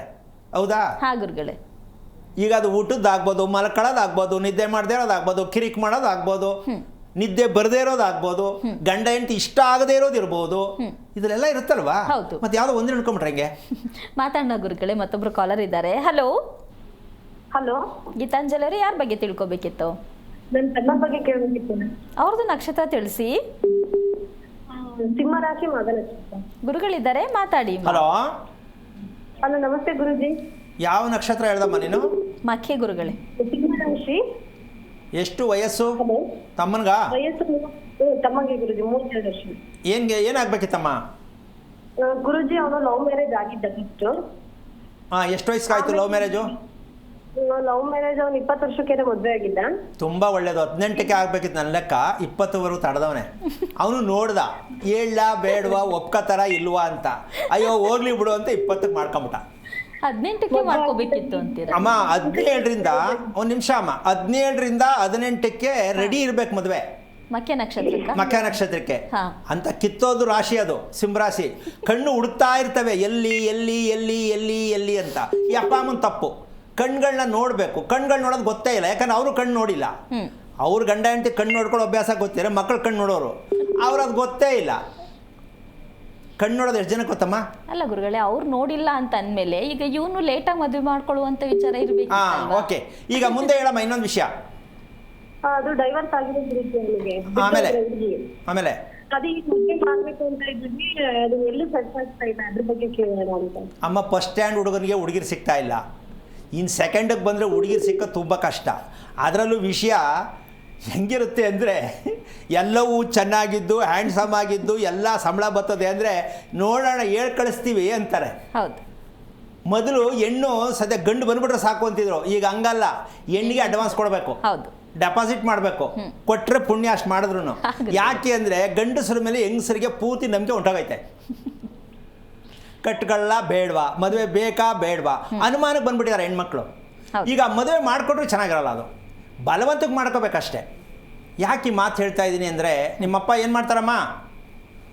ಅಪ್ಪ ತೀರ್ಕೊಂಡು ಎಷ್ಟು ವರ್ಷ ಆಯಿತು? 9 ವರ್ಷ ಆಗಿದೆ. ನಿಮ್ಮಪ್ಪ ಏನಾಗಿತ್ತು ತೀರ್ಕೊಳ್ಳೋಕ್ಕೆ? Heart attack. ಎಲ್ಲಿ, ಮನೆಯಲ್ಲ ಹೊರಗಡೆನಾ? ಆಸ್ಪತ್ರೆಗೆ ಡೆತ್ ಆಗಿದ್ದು. ಮನೆಯಲ್ಲಿ ಹಾರ್ಟ್ ಅಟ್ಯಾಕ್ ಆಯಿತು ಅಂದರೆ ಈಗ ಅದಕ್ಕೋಸ್ಕರವಾಗಿ ಭಗವಂತ ಒಂದು ಮೆಸೇಜ್ ಪಾಸ್ ಮಾಡಿದ್ದಾನೆ. ಏನು? ಹಾಸ್ಪಿಟಲಲ್ಲಿ ಆಗಿದ್ದು ಅಂತ. ಅಲ್ಲ, ಹಾರ್ಟ್ ಅಟ್ಯಾಕು ಅಂತಕ್ಕಂಥ ವಿಷಯ ಒಂದೇ ಮನೇಲಿ 3 ಆಗತ್ತೆ, ಒಂದೇ ಮನೇಲಿ 5 ಆಗತ್ತೆ, ವಂಶದಲ್ಲಿ ನಡೀತಾನೆ ಇರುತ್ತೆ. ಈ ಕಥೆನೂ ಒಂದು ಕಡೆ ಇದೆ. ಹೌದು ಹೌದು. ಈಗ ಹಾರ್ಟ್ ಅಟ್ಯಾಕ್ ಯಾಕೆ ಜಾಸ್ತಿ ಪ್ರಚಾರಕ್ಕೆ ಬರ್ತಾ ಇದೆ ಅಂದರೆ, ಈ ಜನ ಬಗ್ತಾ ಇಲ್ಲ. ಇವ್ರನ್ನ ಸರಿಯಾಗಿ ಒಂದು ದೊಡ್ಡ ಬಾಂಬ್ ಹಾಕ್ಲೇಬೇಕು ಅಂತ ಭಗವಂತ ಕೊಟ್ಟಿದ್ದಾನೆ. ನೀವು ಯಾರಿಗೂ ಋಣ ತೀರಿಸಿಲ್ಲ, ದಿನಕ್ಕೊಬ್ಬರು ಮನೆ ಸಾಯ್ತಾ ಇರಲಿ ದುರ್ಮರಣ ಅಂತ. ಹಂಗೆ ಇವರಪ್ಪ ಹೋದ ದಿನ ಮದುವೆ ಮಾಡೋಕ್ಕೆ ಮುಂಚೆ ಈ ತಮ್ಮನ ಕೈಲಿ ಏನಾರು ಮಾಡಿಸಿದ್ರೆ ಓಡೋಗ್ತಿರ್ಲಿಲ್ಲ. ಅವ್ನು ಲವ್ ಮಾಡ್ಕೊತಾ ಇರಲಿಲ್ಲ. ಯಾರ ಮನೇಲಿ ಲವ್ ನಡೆಯುತ್ತೆ ಅಂದರೆ ಅವ್ರ ಮನೇಲಿ ಏನು ಮಾಡಲ್ಲ, ಬರೀ ಎಡೆ ಹಾಕಿ ಹಾಕಿ ಹಾಕಿ ಇವ್ರ ಎಡೆ ಹಾಕ್ಸ್ಕೊಂಡ್ಬಿಡ್ತಾರೆ ಅಂತ ಗೊತ್ತಿಲ್ಲ ಇವ್ರಿಗೆ.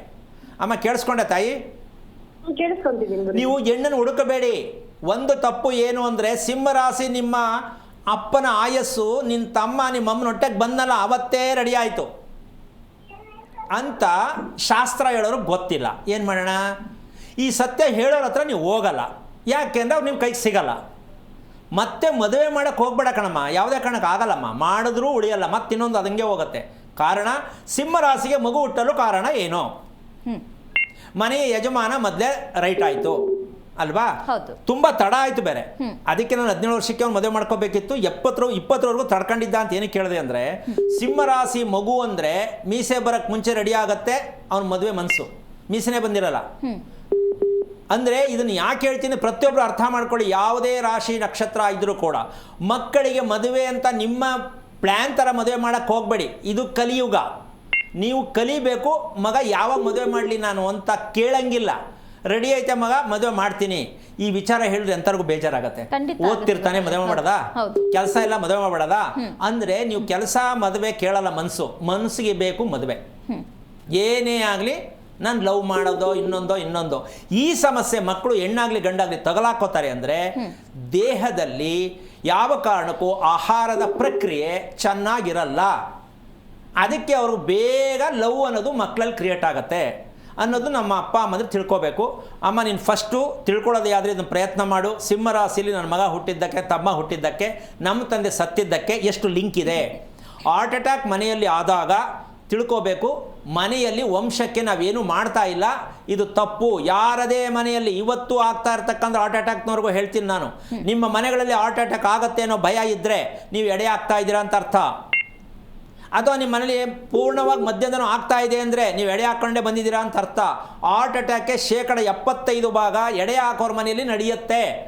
ಅದು ಸಿಟಿ ಇರ್ಬೋದು, ಹಳ್ಳಿ ಇರ್ಬೋದು, ಡೆಲ್ಲಿ ಇರ್ಬೋದು, ಎಲ್ಲೇ ಆಗ್ಬೋದು. ಶಾಸ್ತ್ರ ಒಂದೇ, ಧರ್ಮ ಒಂದೇ. ಇದನ್ನು ತಿಳ್ಕೊಳ್ಳೋಕೆ ಪ್ರಯತ್ನ ಮಾಡಿ. ಒಳ್ಳೆಯದಾಗಲಿ. ಕರೆ ಮಾಡಿದ್ದಕ್ಕಾಗಿ ಧನ್ಯವಾದಗಳು. ಗುರುಗಳೇ, ಮತ್ತೊಬ್ಬರು ಕಾಲರ್ ಇದ್ದಾರೆ. ಹಲೋ ಹಲೋ, ಶೇಖರ್ ಅವರೇ, ನಾನು ಮಾತಾಡೋದು ಕೇಳಿಸ್ತಿದ್ಯಾ? ಯಾರ ಬಗ್ಗೆ ತಿಳ್ಕೊಬೇಕಿತ್ತು ಸರ್? ನಮ್ಮ ಅಣ್ಣರ ಬಗ್ಗೆ ತಿಳ್ಸ್ಬೇಕಾಯ್ತು. ನಮ್ದು ಅವರು ಅವ್ರದ್ದು ನಕ್ಷತ್ರ ತಿಳಿಸಿ. ಒಂದು 35 ವರ್ಷ ಬರ್ತಾರಲ್ಲ ಅಂತ. ಅವ್ರದ್ದು ನಕ್ಷತ್ರ ಗೊತ್ತಿದ್ಯಾ? ಅವ್ರದ್ದು ಗೊತ್ತಿಲ್ಲ, ನಮ್ದು ಹೇಳ್ತೀವಿ. ನಿಮ್ದೇ ಹೇಳಿ ಸರ್. ಪೂರ್ವಾಷಾಢ.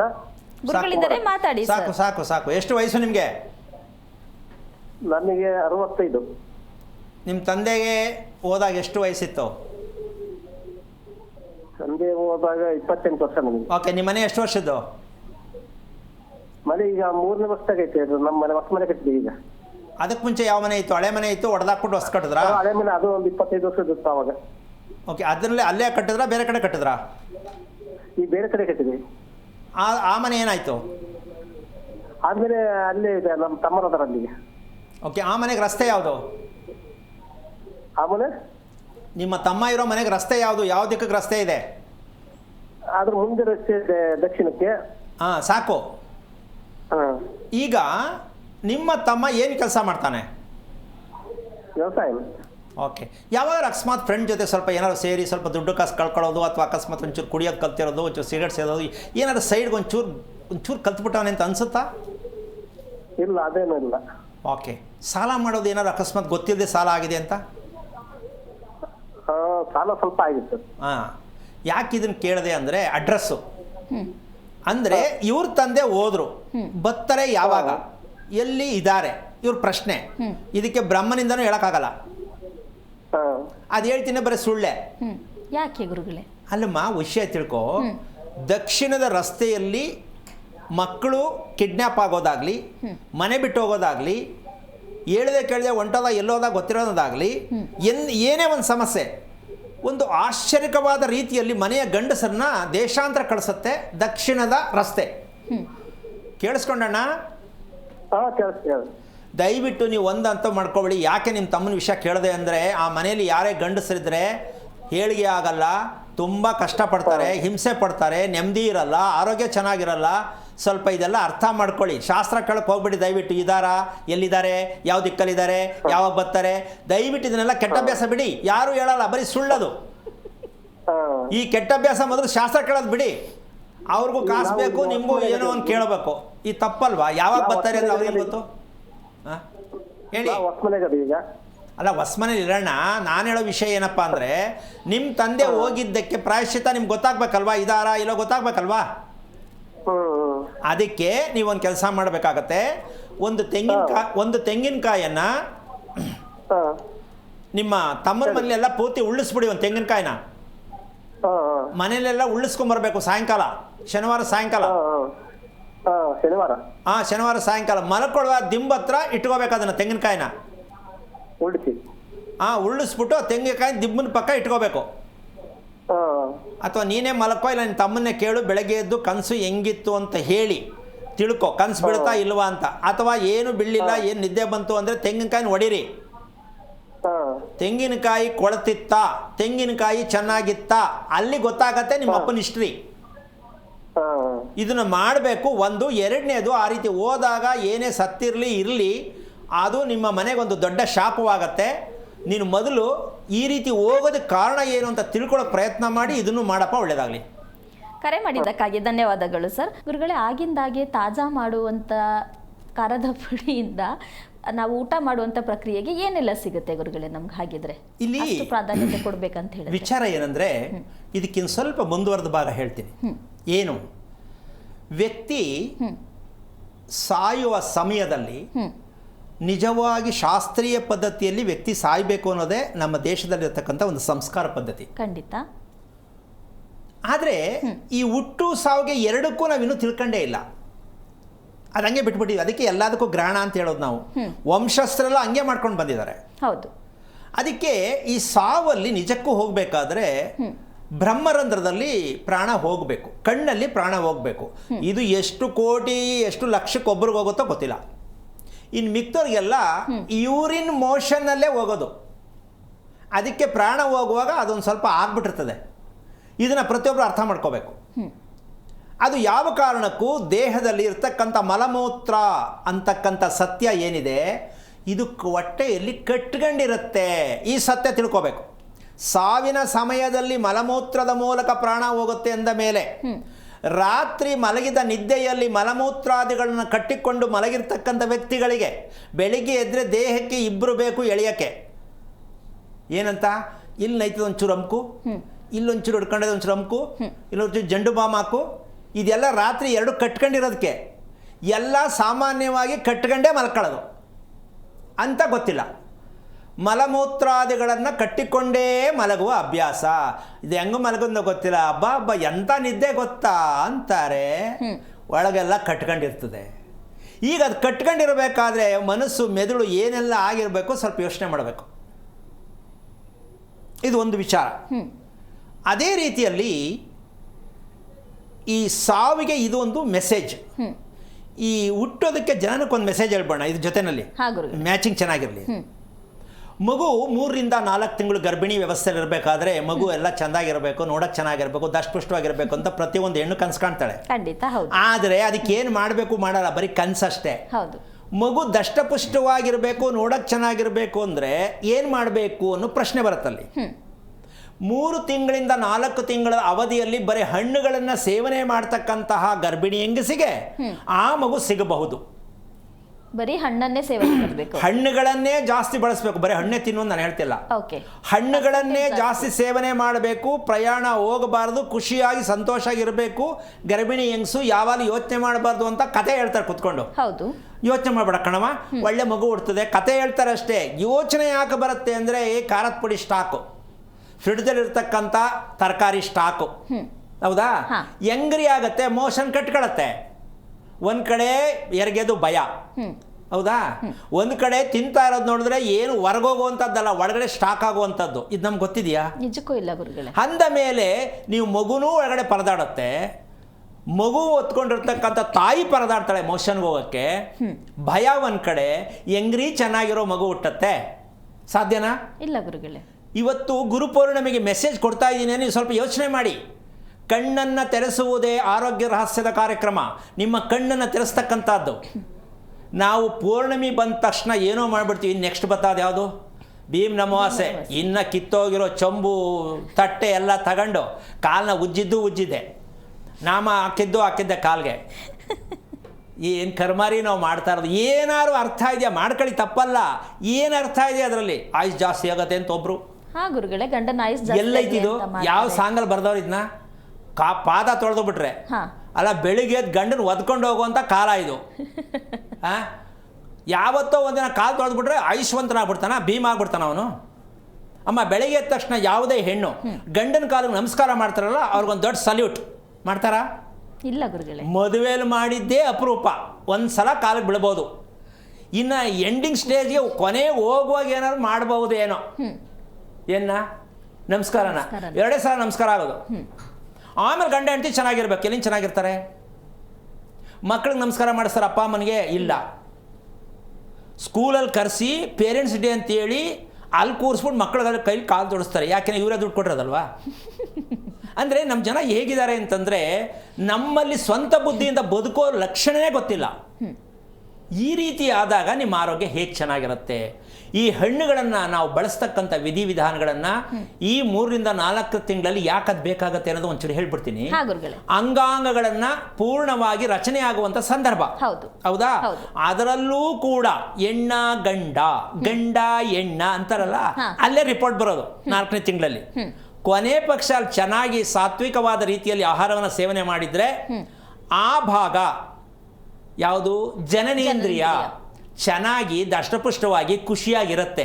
ಆಗ ವೀಕ್ ಮಾಡಿಬಿಟ್ಟು ಸರಿಯಾಗಿ ಏನು ತಿಂದೆ, ನಿಮ್ಮ ಇಷ್ಟ ಬಂದಂಗೆ ಮೆಣಸಿನ್ಕಾಯಿನ ಗೊಜ್ಜೋ ಹಸಿಮೆಣಸಿನ್ಕಾಯಿನ ಗೊಜ್ಜೋ ಏನೋ ತಿಂದುಬಿಟ್ರೆ ಆ ಮಗು ಆ ಭಾಗಗಳೆಲ್ಲ ವೀಕ್ ಆಗಿರುತ್ತೆ. ಆಮೇಲೆ ಅವ್ನು ಮದುವೆ ಆಗುವಾಗ ಮಕ್ಕಳಾಗಲಿಲ್ವಲ್ಲ ಯಾಕೆ ಅಂತ ಶಾಸ್ತ್ರ ಕೇಳಕ್ಕೆ ಹೋಗ್ತಾರೆ. ನಾನು ಹಸಿಮೆಣಸಿನ್ಕಾಯಿ ಗೊತ್ತು ತಿಂದಿದ್ದೆ 3-4ನೇ ತಿಂಗಳಲ್ಲಿ ಅಂತ ಜ್ಞಾಪಕ ಮಾಡಿಕೊಳ್ಳಲ್ಲ. ಆಮೇಲೆ ಈ ಗೊಜ್ಜು ತಿಂದರೆ ಮುಂದೆ ಮಗನಿಗೆ ಮಕ್ಕಳಾಗ್ತದಾ ಅಥವಾ ಹೆಣ್ಣಿಗೆ ಮಕ್ಕಳಾಗ್ತದಾ? ಇದು ಸಮಸ್ಯೆ ಸಂಬಂಧ ಇದೆಯಾ ಅಂತ ನಮ್ಮ ಜನಕ್ಕೆ ಎಷ್ಟು ಜನ ಗೊತ್ತು? ನಿಜಕ್ಕೂ ಇಲ್ಲ ಗುರುಗಳೇ. ವಯಸ್ಸು ನೋಡು ಮದುವೆ ಮಾಡ್ಬಿಡು, ಕೆಲಸ ನೋಡು ಮದುವೆ ಮಾಡ್ಬಿಡು, ಪೇರ್ ನೋಡು ಮದುವೆ ಮಾಡ್ಬಿಡು. ಬಡ್ಕೊಳಕ್ಕೆ ಏನಕ್ಕದು? ಯಾವ ಪುರುಷಾರ್ಥಕ್ಕೆ ಮದುವೆ? ಅದಕ್ಕೆ ಎಂತಹ ನಾವು ಕ್ಷಣಿಕವಾದ ವಿಚಾರದಲ್ಲಿ ಜೀವನದಲ್ಲಿ ಅನುಭವಿಸ್ತಾ ಇದ್ದೀವಿ ಅಂದರೆ ತಿಳ್ಕೊಂಡ್ರೆ ಎಷ್ಟು ಸರಳವಾಗಿದೆ ಜೀವನ. ನಾವು ಬರೀ ಏನು ಅಂದರೆ ಎತ್ಕೊಂಡ ಹಿಂದೆ ಕಟ್ಬಿಟ್ಟು ನಾವು ಮುಂದ್ಗಡೆ ಹೆಗಲು ಕೊಟ್ಕೊಂಡು ಗಾಡಿ ಅಡ್ಕೊಂಡು ಹೋಗೋ ಜನ ನಾವು. ಯಾಕೆಂದ್ರೆ ನಂಬಿಕೆ ಇಲ್ಲ, ಸಂಶಯ. ಎತ್ತು ಎಳಿತಿದೋ ಇಲ್ವೋ, ನಾವು ಹೇಳ್ಕೊಂಡು ಹೋಗೋಣ ಬಿಡು ಅಂತ. ಏನು ಹೇಳ್ತೀಯಮ್ಮ? ಹೌದು ಗುರುಗಳೇ. ನಮಗೆ ಸಂಶಯದಿಂದ ನಾವು ಬದುಕ್ತಾ ಇರೋದು. ಈ ಸಂಶಯ ಗಂಡ ಹೆಂಡತಿ ಚೆನ್ನಾಗಿರಕ್ಕೆ ಬಿಡಲ್ಲ. ಮಾತಾಡೋಣ ಗುರುಗಳೇ. ಮತ್ತೊಬ್ರು ಕಾಲರ್ ರೆಡಿ ಇದ್ದಾರೆ. ಹಲೋ. ಹಲೋ ಕುಕೇಶಿನಿ ಅವರೇ, ಯಾರ ಬಗ್ಗೆ ತಿಳ್ಕೊಬೇಕಿತ್ತು? ನನ್ನ ಬಗ್ಗೆನೇ ಕೇಳಬೇಕಿತ್ತು. ನಿಮ್ದು ನಕ್ಷತ್ರ ತಿಳಿಸಿ. ಜ್ಯೇಷ್ಠ ನಕ್ಷತ್ರ, ವೃಶ್ಚಿಕ ರಾಶಿ. ಗುರುಗಳಿದ್ದಾರೆ, ಮಾತಾಡಿ. ಹಲೋ, ನಮಸ್ತೆ ಗುರುಜಿ. ನಾರಾಯಣ. ಯಾರು ಇದು ಜ್ಯೇಷ್ಠ ನಕ್ಷತ್ರ? ಅಣ್ಣ. ಹಲೋ, ನಂದು ಕುಕೇಶಿನಿ. ನಿಮ್ದೇನಾ? ಕುಕೇಶಿನಿ. ನಂದೇ. ಮದುವೆ ಆಯ್ತಾ? ಮದುವೆ ಆಯ್ತು. ಎಷ್ಟು ವರ್ಷ ಆಯ್ತು? ಮದುವೆ ಆಗಿ 13 ವರ್ಷ ಕಂಪ್ಲೀಟ್ ಆಯ್ತು ಗುರುಗಳೇ. ಓಕೆ. ಮದುವೆ ಅನ್ನೋದು ಖುಷಿ ಕೊಟ್ಟಿದ್ಯಾ? ಅಯ್ಯೋ ಏನೋ ಕಟ್ಬಿಟ್ರು ಕಟ್ಗಂಡೆ ಅಂತ ಏನು ಅನ್ಸುತ್ತೆ? ಆ ಥರ ಏನಿಲ್ಲ. ಮಕ್ಕಳಿಂದ ಸ್ವಲ್ಪ ಮಕ್ಕಳು ಹೇಳಿದ ಮಾತು ಕೇಳಲ್ಲ, ಅದೇ ಒಂಥರ ಮನಸ್ಸಿನ ನೆಮ್ಮದಿನೇ ಇಲ್ಲ ಗುರುಜಿ. ಅಲ್ಲ, ನಿಮಗೆ ಮದುವೆ ಅನ್ನೋದು ಬರೀ ನೆಮ್ಮದಿಯಲ್ಲಿ ಜೀವನ ಆಗೋಯ್ತು ಅಂತ ಅನ್ಸಿದ್ಯಾ ಅಂತ ಕೇಳ್ತೀನಿ. ನೆಮ್ಮದಿ ತೊಂದರೆ ಇಲ್ಲ, ಅಷ್ಟೊಂದೇನಿಲ್ಲ. ಆದ್ರೂ ಒಂದು ಉದ್ಯೋಗದಲ್ಲೆಲ್ಲ ಸ್ವಲ್ಪ, ನಮ್ಮ ಮನೆಯವ್ರದ್ದು ಉದ್ಯೋಗದಲ್ಲೆಲ್ಲ ಸ್ವಲ್ಪ ಒಂಚೂರು ಬೇಜಾರಿದೆ. ಈಗ ನಿಮ್ಮ ಯಜಮಾನ್ರ ಬಗ್ಗೆ ನಿಮಗೆ ಮದುವೆ ಆದಾಗಿನಿಂದ ಇವತ್ತಿನವರೆಗೂ ಸಂಪಾದನೆ ಚೆನ್ನಾಗಿದೆ, ಗಂಡ ಸಂಪಾದನೆ ಚೆನ್ನಾಗಿ ಮಾಡ್ತಾರೆ, ನಾವಿಬ್ರು ಚೆನ್ನಾಗಿದ್ದೀವಿ, ಸಮಸ್ಯೆ ಇಲ್ಲ ಅನ್ನೋ ವಿಚಾರ ಗೊತ್ತಿದೆಯಾ ಅಂತ ಕೇಳ್ತೀನಿ. ಆ ತರ ಏನಿಲ್ಲ, ಚೆನ್ನಾಗಿ ನೋಡ್ಕೊಳ್ತಾರೆ. ನೋಡ್ಕೊಳ್ಳೋದು ಹೇಳ್ತಾ ಇಲ್ಲ ನಾನು. ಹಾ ನಾನು ನಿಮ್ಮನ್ನು ನೋಡ್ಕೊಳ್ಳೋ ವಿಷಯ ಹೇಳ್ತಾ ಇಲ್ಲ. ಆರ್ಥಿಕ ಸ್ಥಿತಿ, ಆರ್ಥಿಕ ಸ್ಥಿತಿ ಏನೂ ಇಲ್ಲ ಗುರುಗಳೇ. ಅದನ್ನು ಕೇಳ್ತಾ ಇದ್ದೀನಿ. ಆದರೆ ನೆಮ್ಮದಿಯಾಗಿರ್ಬೇಕಂದ್ರೆ ಆರ್ಥಿಕ ಸ್ಥಿತಿ ಚೆನ್ನಾಗಿರ್ಬೇಕಲ್ವಾ? ಹೌದೌದು, ಅಂದ್ರೆ ಒಂದು ಕಡೆ ನೆಲೆ ಅಂತ ಇಲ್ಲ. ಒಂದೆರಡು ವರ್ಷಕ್ಕೊಂದ್ಸಲ ಬೇರೆ ಬೇರೆ ಕಡೆ ಹೋಗೋದು, ಈ ತರ ಎಲ್ಲ ಆಗ್ತಿದೆ. ಏನು ಓದಿದ್ದೀರಾ ನೀವು? ನಾವು 10th ಮಾಡಿದ್ವಿ. ಓಕೆ. ನಿಮ್ಮ ಯಜಮಾನ್ ಏನು ಮಾಡ್ತಾರೆ? ಯಜಮಾನ್ರು ಹೋಟೆಲ್ ಅಲ್ಲಿ ಮ್ಯಾನೇಜ್ಮೆಂಟ್ ಮಾಡ್ತಾ ಇದ್ದಾರೆ. ಓಕೆ. ಈಗ ನಿಮಗೆ ಮಕ್ಕಳು? ಮಕ್ಕಳು ಇಬ್ರು, ಗಂಡು ಮಕ್ಕಳು ಇಬ್ರು. ಅವ್ರ ನಕ್ಷತ್ರ ಗೊತ್ತಾ? ನಕ್ಷತ್ರ ಗೊತ್ತು. ಹೇಳಿ. ದೊಡ್ಡ ಮಗಂದು ಧನುಸ್ಸು ರಾಶಿ, ಪೂರ್ವಾಷಾಢ ನಕ್ಷತ್ರ. ಹಾಂ. ಚಿಕ್ಕ ಮಗಂದು ಸಿಂಹ ರಾಶಿ, ಮಗ ನಕ್ಷತ್ರ. ಚಿಕ್ಕವನಿಗೆ ಎಷ್ಟು ವಯಸ್ಸು? ಚಿಕ್ಕವನಿಗೆ 7 ವರ್ಷ ಇವಾಗ. 7 ವರ್ಷ.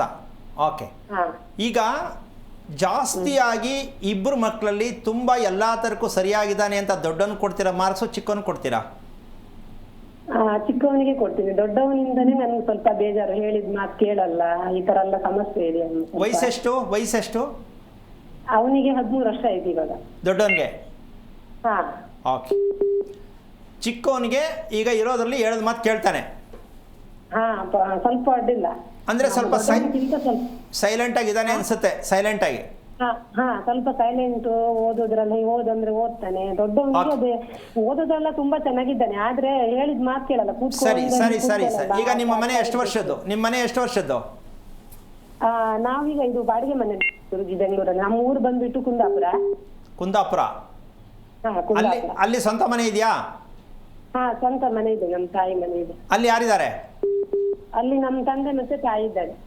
ಜೊತೆಲಿ ಯಾರಿಲ್ಲ? ಅಪ್ಪ ಅಮ್ಮ ಇಬ್ಬರೇ? ಅಪ್ಪ ಅಮ್ಮ ಇಬ್ಬರೇ ಇರೋದು. ಓಕೆ. ಆ ಮನೆ ಹತ್ರದಲ್ಲಿ ದೇವಸ್ಥಾನ ಯಾವುದಿದೆ? ಶ್ರೀ ದುರ್ಗಾ ಪರಮೇಶ್ವರಿ ದೇವಸ್ಥಾನ ಇದೆ. ಆ ದೇವಸ್ಥಾನಕ್ಕೂ ನಿಮ್ಮ ಮನೆಗೂ ಎಷ್ಟು ಗ್ಯಾಪ್ ಇದೆ? ಒಂದು 5 ನಿಮಿಷ ದಾರಿ ಅಷ್ಟೇ ಗುರುಜಿ. ಓಕೆ.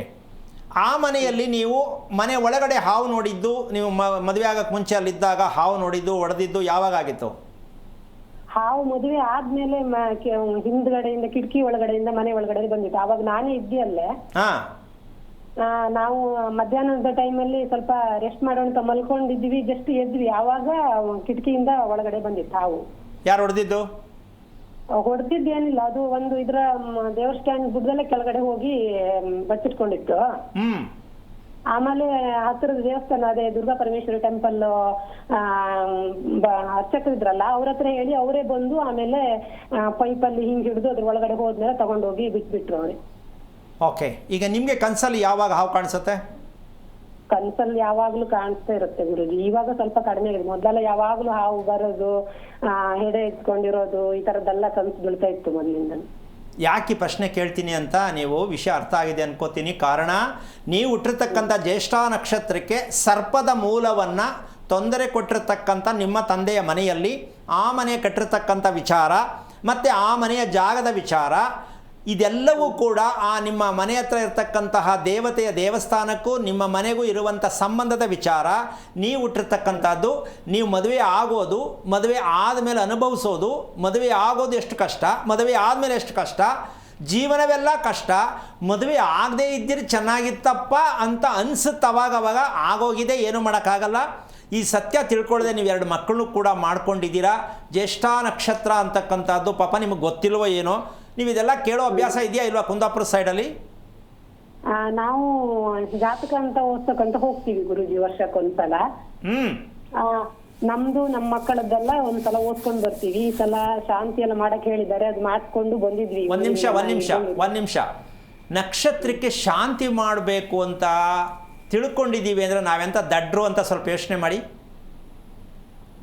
ನಕ್ಷತ್ರಕ್ಕೆ ಒಂದು ನಿಮಿಷ, ನಕ್ಷತ್ರಕ್ಕೆ ಶಾಂತಿ ಯಾವುದೇ ಕಾರಣಕ್ಕೆ ಬರಲ್ಲ. ಅದು ನಮ್ಮ ಒಂದು ಭ್ರಮೆ, ಹುಚ್ಚು ಭ್ರಮೆ. ಯಾಕೆ ಅಂದರೆ ನಕ್ಷತ್ರದ ಸತ್ಯವನ್ನು ತಿಳ್ಕೋಬೇಕು. ಯಾಕೆ ಅಂದರೆ ನಮ್ಮ ವಾಸದ ಮನೆಯಲ್ಲಿ ನಕ್ಷತ್ರ ಇರುತ್ತೆ ಅಂತ ಎಷ್ಟೋ ಜನಕ್ಕೆ ಡೌಟ್ ಇದೆ. ಹೌದು ಗುರುಗಳೇ. ವಾಸದ ಮನೆಯಲ್ಲಿ ನಕ್ಷತ್ರ ಹೆಂಗೆ ಬರುತ್ತದು ನಾವು ಒಪ್ಕೊಳ್ಬಹುದಾ ಅನ್ನೋದಕ್ಕೆ ಉತ್ತರ ಹೇಳ್ತೀನಿ ಯಮ್ಮನ ಮೂಲಕವಾಗಿ. ಮನೆ ಒಂದು ಗ್ರಹ, ಹೌದಾ? ಮನೆ ಒಂದು ಗ್ರಹ, ಮನೆ ಯಜಮಾನ ಒಂದು ಗ್ರಹ ಅಂತ ಹೇಳಿದ್ದೀನಿ. ಹೌದು. ಈ ನಕ್ಷತ್ರ ಮನೆಯ ಒಳಗಡೆ ಇರ್ತಕ್ಕಂಥ ಅಳತೆಗೆ ನಕ್ಷತ್ರ ಬರುತ್ತೆ ಅಂದರೆ ಒಂದು ಬೆಳಕು, ಏನು ಒಂದು ಕ್ಯಾಂಡ್ಲ್ ಹಚ್ಚೋಣ ಅಥವಾ ಒಂದು ದೀಪ ಹಚ್ಚೋಣ. ಆ ದೀಪದ ಬೆಳಕು ಮನೆಯಲ್ಲಿ ಸೂರ್ಯಂದು ಬಿಟ್ಬಿಡೋಣ, ಹಾಂ, ಭೂಮಿದು ಬಿಟ್ಬಿಡೋಣ. ಮಧ್ಯದಲ್ಲಿ ಇರ್ತಕ್ಕಂಥ ಬೆಳಕಿದೆಯಲ್ಲ, ಮನೆಯ ಅಂತರದ ಬೆಳಕು ಉತ್ಪತ್ತಿ ಆಗುತ್ತಲ್ಲ, ಆ ದೀಪ ಮತ್ತು ಕ್ಯಾಂಡಲಿಂದ ಮೂಲಕವಾಗಿ ಬರ್ತಕ್ಕಂಥ ಬೆಳಕಿದೆಯಲ್ಲ, ಅದೇ ನಮ್ಮ ಮನೆಯಲ್ಲಿ ಉತ್ಪತ್ತಿ ಆಗ್ತಕ್ಕಂಥ ಶಾಖದ ಬೆಳಕಿನಿಂದ ಆ ಮನೆಯ ವಾತಾವರಣವನ್ನು ಇಟ್ಕೊಳ್ತದು. ಅರ್ಥ ಆಗ್ತಾ ಇದೆಯಾ? ನಾವು ಸೂರ್ಯನ ಕಿರಣದಿಂದ ನಾವು ಬಳಸ್ಕೊಳ್ಳೋದು ಅದೆರಡನೇ ವಿಷಯ. ಭೂಮಿಯಲ್ಲಿ ಇರ್ತಕ್ಕಂಥ ತಾಪಮಾನ ಬಳಸ್ಕೊಳ್ಳೋದು ಇನ್ನೊಂದು ವಿಷಯ. ಇದ್ರ ಮಧ್ಯದಲ್ಲಿ ಇರ್ತಕ್ಕಂಥ ಮನೆಯ ಅಂತರ ಇರುತ್ತಲ್ಲ, ಏನು ಸ್ವಾಮಿ ಹಿಂಗಿಂಗ್ 25, ಸ್ವಾಮಿ ಹಿಂಗಿಂಗ್ 15, ಈ ಅಳತೆಯಲ್ಲಿರುತ್ತಲ್ಲ, ಇಲ್ಲಿ ವ್ಯತ್ಯಾಸ ಆಗುತ್ತೆ. ಬೆಳಕು, ಶಾಖದ ಬೆಳಕು ಮನೆಯ ನಕ್ಷತ್ರದಲ್ಲಿ ಹುಟ್ಟುವ ಮಕ್ಕಳ ಮೇಲೆ ಪರಿಣಾಮ ಬೀರುತ್ತೆ. ಅಂದರೆ ಊಟ ಅರಗಿರ್ಲಿಲ್ವಾ, ರೋಗ ಕಾಯಿಲೆಗಳಿತ್ತ, ಇದೆಲ್ಲವೂ ಕೂಡ ನಕ್ಷತ್ರದ ಮೂಲಕವೇ ಆ ಮನೆಯಲ್ಲಿ ಸುತ್ತ ಇರತಕ್ಕಂಥ ಕುಟುಂಬವನ್ನು ಕ್ಯಾಚ್ ಮಾಡ್ಕೊಳ್ತದೆ, ಹಿಡ್ಕೊಳುತ್ತೆ ಅಂತ ನಮ್ಮ ಜನಕ್ಕೆ ಇನ್ನೂ ಗೊತ್ತಿಲ್ಲ. ಮಕ್ಕಳು ಹುಟ್ಟುವ ನಕ್ಷತ್ರ ನಮ್ಮ ಮನೆಯ ಆಯುವರ್ಗದಲ್ಲಿದೆ ಅಂತ ನಮ್ಮ ಜನಕ್ಕೆ ಇನ್ನೂ ಗೊತ್ತಿಲ್ಲ ಅನ್ನೋದಕ್ಕಿಂತ ಹೆಚ್ಚಾಗಿ ಶಾಸ್ತ್ರ ಹೇಳೋ ಪಂಡಿತನಿಗೆ ಇನ್ನೂ ಗೊತ್ತಾಗಿಲ್ಲ. ಅದು ನಿಜಕ್ಕೂ ಹೌದು ಗುರುಗಳೇ. ಅದು ಮನೆಯಲ್ಲಿ ಉತ್ಪತ್ತಿಯಾಗುವಂಥ ಶಾಖ. ಅದಕ್ಕೊಂದು ಸಣ್ಣ ಉದಾಹರಣೆ ಕೊಡ್ತೀನಿ. ಕುಂದಾಪುರದಲ್ಲಿ ಇರ್ತಕ್ಕಂಥ ಹುಟ್ಟಿದ ಮಗುವಿಗೆ ಬೆಂಗಳೂರಲ್ಲಿ ಇರ್ತಕ್ಕಂತಹ ವ್ಯಕ್ತಿ, ಅಂದರೆ ಮಗು ಅಲ್ಲಿ ಹುಟ್ಟಿದೆ, ಇಲ್ಲಿ ಶಾಸ್ತ್ರ ಕೇಳ್ತೀವಿ. ಅಂದರೆ ಮಗು ಅಲ್ಲಿ ಬೆಳೀತು, ಅಲ್ಲಿ ವಾತಾವರಣಕ್ಕೆ ಅನುಗುಣವಾಗಿ ಆ ದೇಹ ರೆಡಿಯಾಗಿದೆ. ನಾವಿಲ್ಲಿ ಶಾಸ್ತ್ರ ಕೇಳ್ತೀವಿ ನನ್ನ ಮಗು ಯಾಕೆ ಹಿಂಗಾಗಿದೆ ಅಂತ. ಇಲ್ಲಿ ಹೇಳೋರ್ಗು ಶಾಸ್ತ್ರನೂ ಅದೇನೇ ನಕ್ಷತ್ರ, ಕುಂದಾಪುರಕ್ಕೆ ಹೋಗಿ ಹೇಳೋ ನಕ್ಷತ್ರನೂ ಒಂದೇ ನಕ್ಷತ್ರ. ಆದರೆ ಸ್ಥಳದ ಮಹತ್ವದಲ್ಲಿರ್ತಕ್ಕಂಥ ಸ್ಥಳದ ಒಂದು ಶಾಖ ಇದೆಯಲ್ಲ, ಅದರ ಮೇಲೆ ಮಗು ಆರೋಗ್ಯ ನಿಂತಿರುತ್ತೆ ಅಂತ ನಮ್ಮ ಜನಕ್ಕೆ ಇನ್ನೂ ಎಷ್ಟು ವರ್ಷ ಬೇಕೋ ಪಂಡಿತರಿಗೆ ಇದು ತಿಳ್ಕೊಳ್ಳೋಕ್ಕೆ. ಈ ಸತ್ಯವನ್ನು ತಿಳ್ಕೊಳ್ಳೋದು ತುಂಬ ಒಳ್ಳೆಯದು. ನಿಮ್ಮ ಮೂಲಕ ಎಲ್ರಿಗೂ ಅರ್ಥ ಆಗಲಿ ಅಂತ ಹೇಳಿದ್ದೀನಿ ತಾಯಿ. ಫಸ್ಟ್ ನೀವು ಮಾಡಬೇಕಾದ ಕೆಲಸ ಇಷ್ಟೇ, ನಿಮ್ಮ ಗಂಡನ ಅಕೌಂಟ್ ಓಪನ್ ಮಾಡಬೇಕು ಅಂದರೆ ನೀವು ಇನ್ನೊಂದು ಸಲ ಮದುವೆ ಮಾಡ್ಕೋಬೇಕು. ಯಾಕೆ ಅಂದರೆ ಆ ಮದುವೆಯಲ್ಲಿ ನಿಮ್ಮ ಮಾಂಗಲ್ಯ ಅಂತಕ್ಕಂಥದ್ದು ಎಷ್ಟರ ಮಟ್ಟಕ್ಕೆ ನಿಮಗೆ ಅಕಸ್ಮಾತಾಗಿ ತೊಂದರೆ ಕೊಡುತ್ತೆ, ಆ ಗಂಡನಿಗೆ ತೊಂದರೆಗಳಾಗುತ್ತೆ ಅಂತ ತೋರಿಸ್ಕೊಡುತ್ತೆ. ಅದು ನಿಮ್ಗೆ ಅನುಭವಿಸ್ಬೇಕಾಗತ್ತೆ. ಅಕಸ್ಮಾತ್ ಕಟ್ಟಾಗೋದು, ಸೌದೋಗೋದು, ಇದೆಲ್ಲ ಅನುಭವಿಸ್ಬೇಕಾಗತ್ತೆ.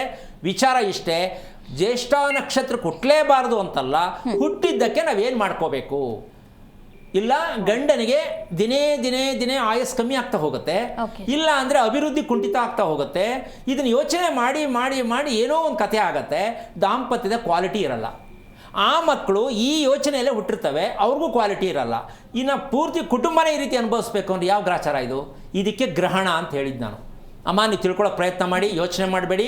ಯಾವುದೇ ಆಗಲಿ ನಕ್ಷತ್ರಕ್ಕೆ ಶಾಂತಿ ಇಲ್ಲ. ನಕ್ಷತ್ರ ಯಾಕೆ ಬಂತು ಅಂದರೆ ನಮ್ಮ ಮನೆಯಲ್ಲಿದೆ, ನಿಮ್ಮ ತಂದೆ ಮನೆಯಲ್ಲಿದೆ. ಆ ನಕ್ಷತ್ರದ ರಾಶಿ ಆ ಮನೆಯ ಒಳತಕ್ಕಂಥ ಅಳತೆಯಲ್ಲಿದೆ. ಈ ಸತ್ಯವನ್ನು ತಿಳ್ಕೊಳ್ಳೋ ಪ್ರಯತ್ನ ಮಾಡಿ, ಇಡೀ ಕುಟುಂಬ ಸೇಫ್ ಆಗುತ್ತೆ. ಒಳ್ಳೆಯದಾಗಲಿ. ಕರೆ ಮಾಡಿದ್ದಕ್ಕಾಗಿ ಧನ್ಯವಾದಗಳು ಮಾ ಗುರುಗಳೇ. ಮತ್ತೊಬ್ರು ಕಾಲರ್ ಇದ್ದಾರೆ. ಹಲೋ ಹಲೋ ಶಾಂತಮ್ಮವ್ರೆ, ಯಾರ ಬಗ್ಗೆ ತಿಳ್ಕೊಬೇಕಿತ್ತು? ನಮ್ಮ ಬಗ್ಗೆ ತಿಳ್ಕೊಬೇಕಿತ್ತು ಮೇಡಮ್. ನಿಮ್ದು ನಕ್ಷತ್ರ ತಿಳಿಸಿ. ನನ್ನ ನಕ್ಷತ್ರ ಪುಬ್ಬ ನಕ್ಷತ್ರ. ಗುರುಗಳಿದ್ದಾರೆ, ಮಾತಾಡಿ. ಹಲೋ ಹಲೋ, ನಮಸ್ಕಾರ ಸರ್. ಹೇಳಿಮ್ಮ, ಏನು ಮಾಡ್ತಿದ್ದೀರಾ? ಯಾರ್ದು ಪುಬ್ಬ ನಕ್ಷತ್ರ? ನಮ್ದೇನೆ. ಏನಾಗಬೇಕಿತ್ತು? ಮನೆಯಲ್ಲಿ 3 ಜನ ಅಕ್ಕ, 2 ಅಕ್ಕ ತಂಗಿ, ಬಣ್ಣ ನಾವು. ಒಬ್ರು ಮುಖನೇ ನೋಡಲ್ಲ ಸ್ವಾಮಿ, ಹಂಗಿದೀವಿ. ನಿಮ್ಮ ತಂದೆಯಲ್ಲಿ? ನಮ್ಮ ತಂದೆ ತೀರೋದ್ರು. ಅಲ್ಲಿದೆ ನೋಡಿ ನಿಮ್ದು ಪೇಪರ್ ಹಿಸ್ಟ್ರಿ.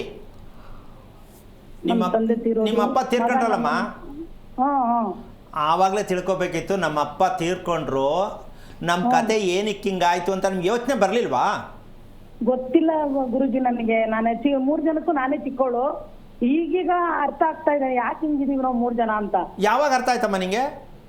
ಇವಾಗ ಒಂದು 2 ವರ್ಷದಿಂದ ಈಚೆಗೆ ಅರ್ಥ ಆಯ್ತು ಗುರುಜಿ.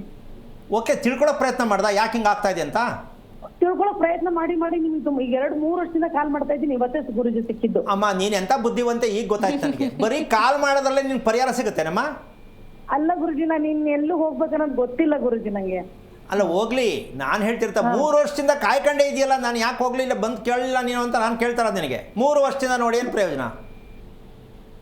ಬರಕ್ಕೆ ಗೊತ್ತಾಗ್ತಾ ಇಲ್ಲ ಗುರುಜಿ ನನಗೆ. ಕರೆದ್ರೆ ನಿಮಗೆ ಸುಮ್ಮನೆ ಭ್ರಮೆ ಅವೆಲ್ಲ ಹಂಗೆ ಅಂತ ಬೈತಾರೆ ಗುರುಜಿ ಮನೆಯಲ್ಲಿ ಅಷ್ಟೇ. ಯಾಕೆಂದ್ರೆ ನಿಮ್ಮ ಅಪ್ಪನೂ ಅದೇ ಮಾಡಿರೋದು.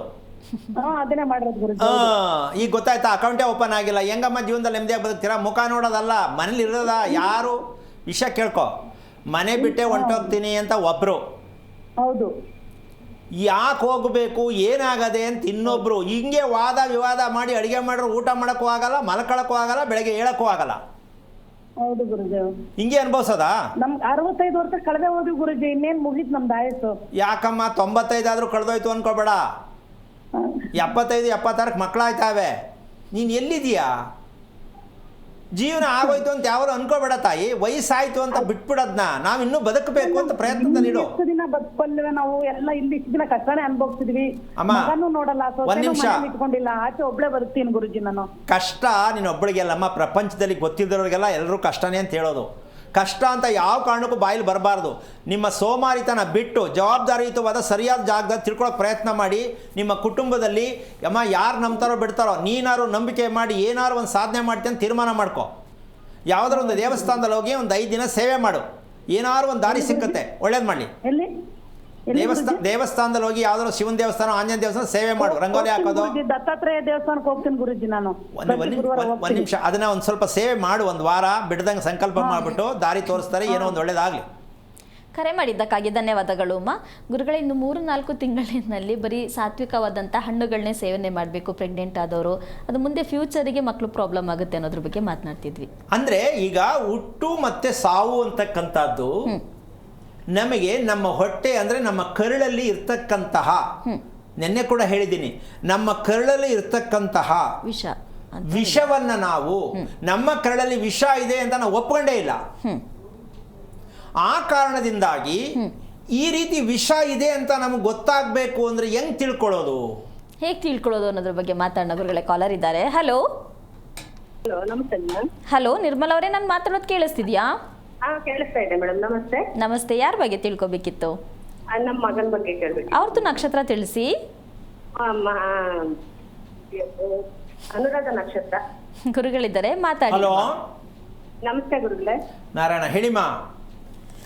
ಇದು ಮಗ ನರೇಂದ್ರ ಬಾಬು ಅಂತ. ಎಷ್ಟು ವಯಸ್ಸು? ಅವನಿಗೆ 37 ವರ್ಷ. ಏನಾಗಬೇಕಿತ್ತು?